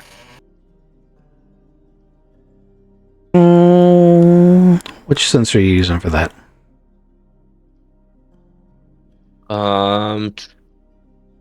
Basic sensors wouldn't be able to do much, because those bodies are probably pretty cold already. So no like heat, and they're not small enough to give like a radar signature or anything like that. Yeah, I it's mean, visual would be the only thing I'd like. I will assist by looking out the window and feeding information to Mr. Reese. okay. What kind of check would you use for that? Recon, perception is what I'm thinking. But I'm open to other ideas.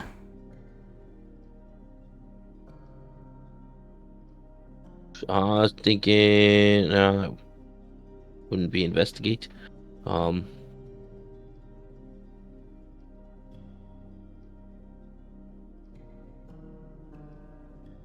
my recon is non-existent.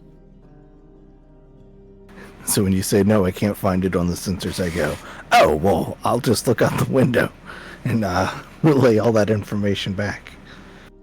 Probably best to keep the doctor ready to doctor anyway. Yeah. So, go ahead and give me recon perception. Take the effect of that. Hand it to John. John does his check and then hands the effect of his check to Ghost or to Zigzag, and Zigzag makes his vac suit check. Rolled a 13. Rolled a 10 plus 1 plus 2. So you get an effect of plus 5. Rolled an 8, went 10, had a 5, we're at 15. Effect of 7. That effect of 7 goes to me to do a dexterity. Dexterity vac suit. Dexterity vac suit. Which I have a 1 in vac suit. 3 dexterity, so if that's I don't think it's possible for you to fail. No. I got an 18. Okay, with an 18, how much is that effect? 10. Holy shit. Okay, so out of 12 bodies, you get all 10. You get 10 of them, all but 2, in the cargo hold. You just rodeoing them in. Yeah, lasso. Good job, Zigzag. I have collected the drone. I'm gonna put them in here and then close everything up. I'll button everything and then have the doctor come back once atmosphere's back in here. It's going to take about... So it took you a few days to get out here, and it's going to take you a few days to get back. But on the way out here, there wasn't much for you to do. On the way back, however, there could be some autopsies going on. Luckily, we only got 10 of them because we only have 10 lobers to keep the bodies cold. So I will do the autopsy while we drive back. Would you like to do a series of checks for them, or would you like to do a combined check? Also, would you like to draft one of the board coworkers as a nurse? I would, yes, absolutely would like to draft coworkers as assistants, yes. Otto and Gus are excited. This is like fixing a robot, but they bleed. Yeah. Excuse me. Yeah. You guys have some basic medical training, correct? Yes. Actually, I do. I'm medicine 0. Yes. All right. So if I ask you for specific tools, you know what I'm asking for. Got it. You say scalpel, I go, that's a flathead screwdriver. No, scalpel. And then I find the right number, the thing that you're looking for. Sweet.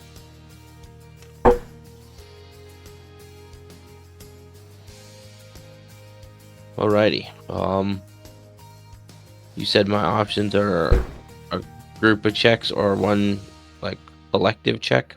So it was either to do them all in serial 10 times, or to do a combined check that counts for all of them, but you do a task chain. So you can either do a task chain with Kizik, where he makes an easier roll and you take the effect and put it to your roll. And if he rolls well or badly, you take that effect. Or you can just take an extra dice for Kizik helping you and take the top 2. Let's do the extra dice. Okay? And this is a medic check, correct? This is a medic check.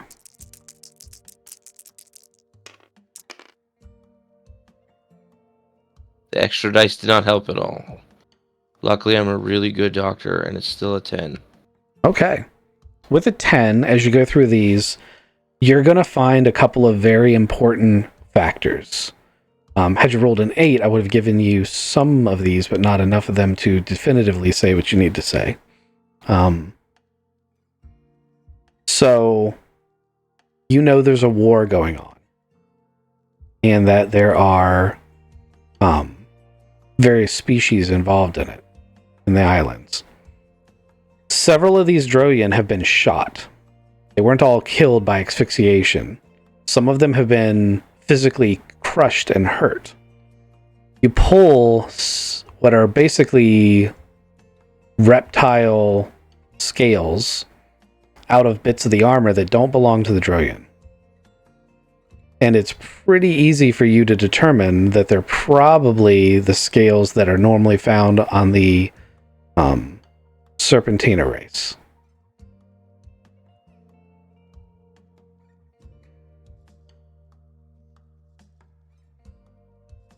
Did that click all together for you, or do I need to explain further? Nope, makes sense. I'm just writing it down, sorry. Okay.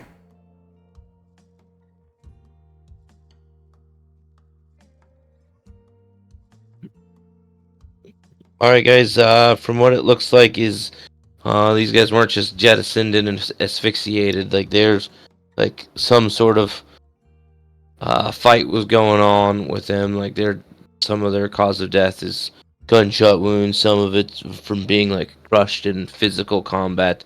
And then there's even some scales, which I believe these are from Serpentina. So definitely information to be turned over once we get it back to Esperanza. So, are Remington working with the Serpentina and then New Hope? I'm so confused. Or were they attacked?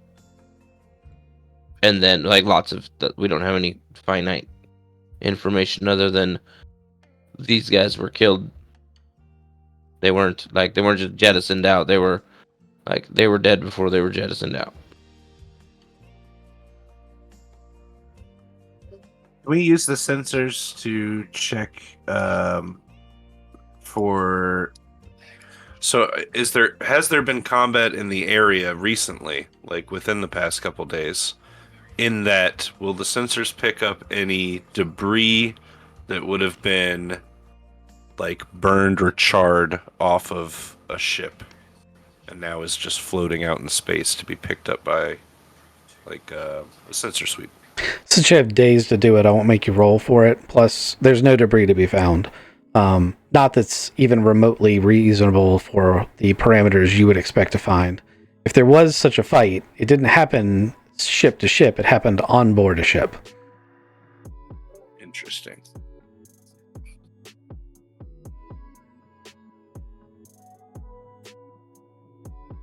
It's a 3-day flight back.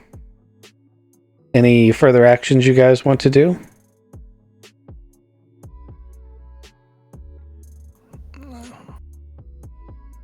No, yeah, we got some good clues. I want to figure out if any of the armor is still usable.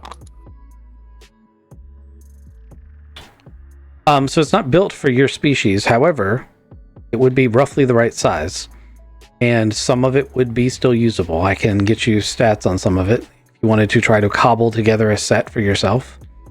Yeah, I'm thinking about it. Go ahead and just for luck purposes, roll me 2d6.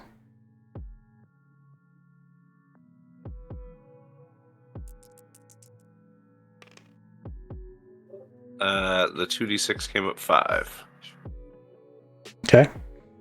It's not great, but there's going to be one or two things you can use. Let me look at this.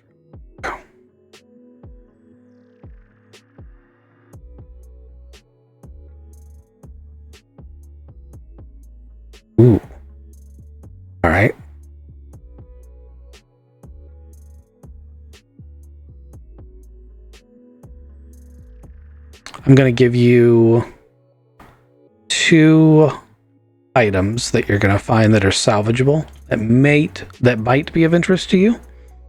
But because it's 11:52, I really need to quickly do the conclusion before I go down that rabbit hole too far. So 3 days back, 3 days out and 3 days back, it's 6 days. Plus the couple of days you spent doing it, it's been about a week. So when you get back, as soon as you guys touch down and land, first off, Dodubs receives payment for bringing the Droian in. That is, he was contracted to do that. That's money he made using his small ship. He can decide whether or not to distribute any of that to anyone. Secondly, you guys get a message from the Dean telling you to report to landing pad 23 at the edge of town. And when you guys arrive at the landing pad, you see that on it is parked the extended scout that you guys have been trying to get assigned to you. As you approach, the lights come on and it's all a dramatic reveal from front to back. There she is. Of this extended scout ship, this highly advanced TL-14 ship. That's the reason we didn't get bonuses for 12 years. Pretty much. 72 million credits on that landing pad. 72.5 million credits on that landing pad. I mean, when we talk about millions, that half becomes important. Some universities have football teams. One of the functionaries of the university comes walking up. Dr. Otto, Dr. Otto, there's a data card here for you from the dean. It's your new assignment if you want it. Yes, please, thank you. And I plug it into my phone and I hit the play button. Okay. So it scrolls some text, and basically what it says is the dean is like, at this point, I have to assume the worst regarding Sarah, Tassa, and her team.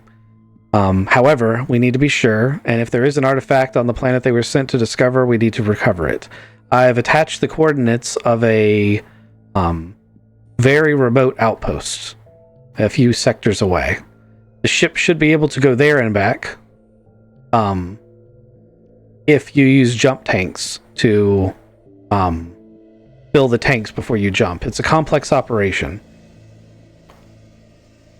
I can assign 2 crew members to help you pilot the ship if you think it's necessary.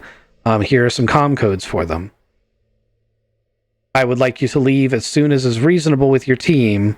Go ascertain the fate of Sarah Tassa and her team.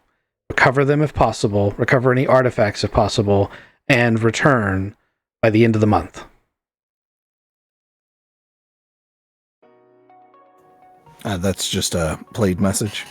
It's a written message. Written message. So I scan through it, and I look up at everybody who's kind of gathered around, and I smile and I go, guys, we got a mission.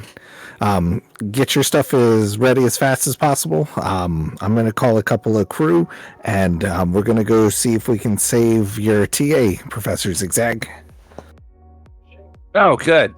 I'm pretty worried about Sarah, to be honest. And there might be another artifact there. I'll go roll my toolbox up. And then credits roll up. Boom, ba-dum, boom. Yep, that's pretty much it. Curtain falls, and we'll be leaving on that adventure next time. Actually, we'll probably just pick up next time at you guys arriving at the site. Because we're not going to do, travel montages so much. It will take a week of jump space for you guys to get out there. If you guys decide to hire the crew, I will not even make you check for the jump tanks. If you guys decide to pilot the vessel yourselves without any help, I will require a piloting check. Basically, I'll require the jumping check plus the check to dump the tanks, because that's a complicated procedure. And your professors, one wouldn't know how to do it. Honestly, you as players probably haven't read up on how to do it.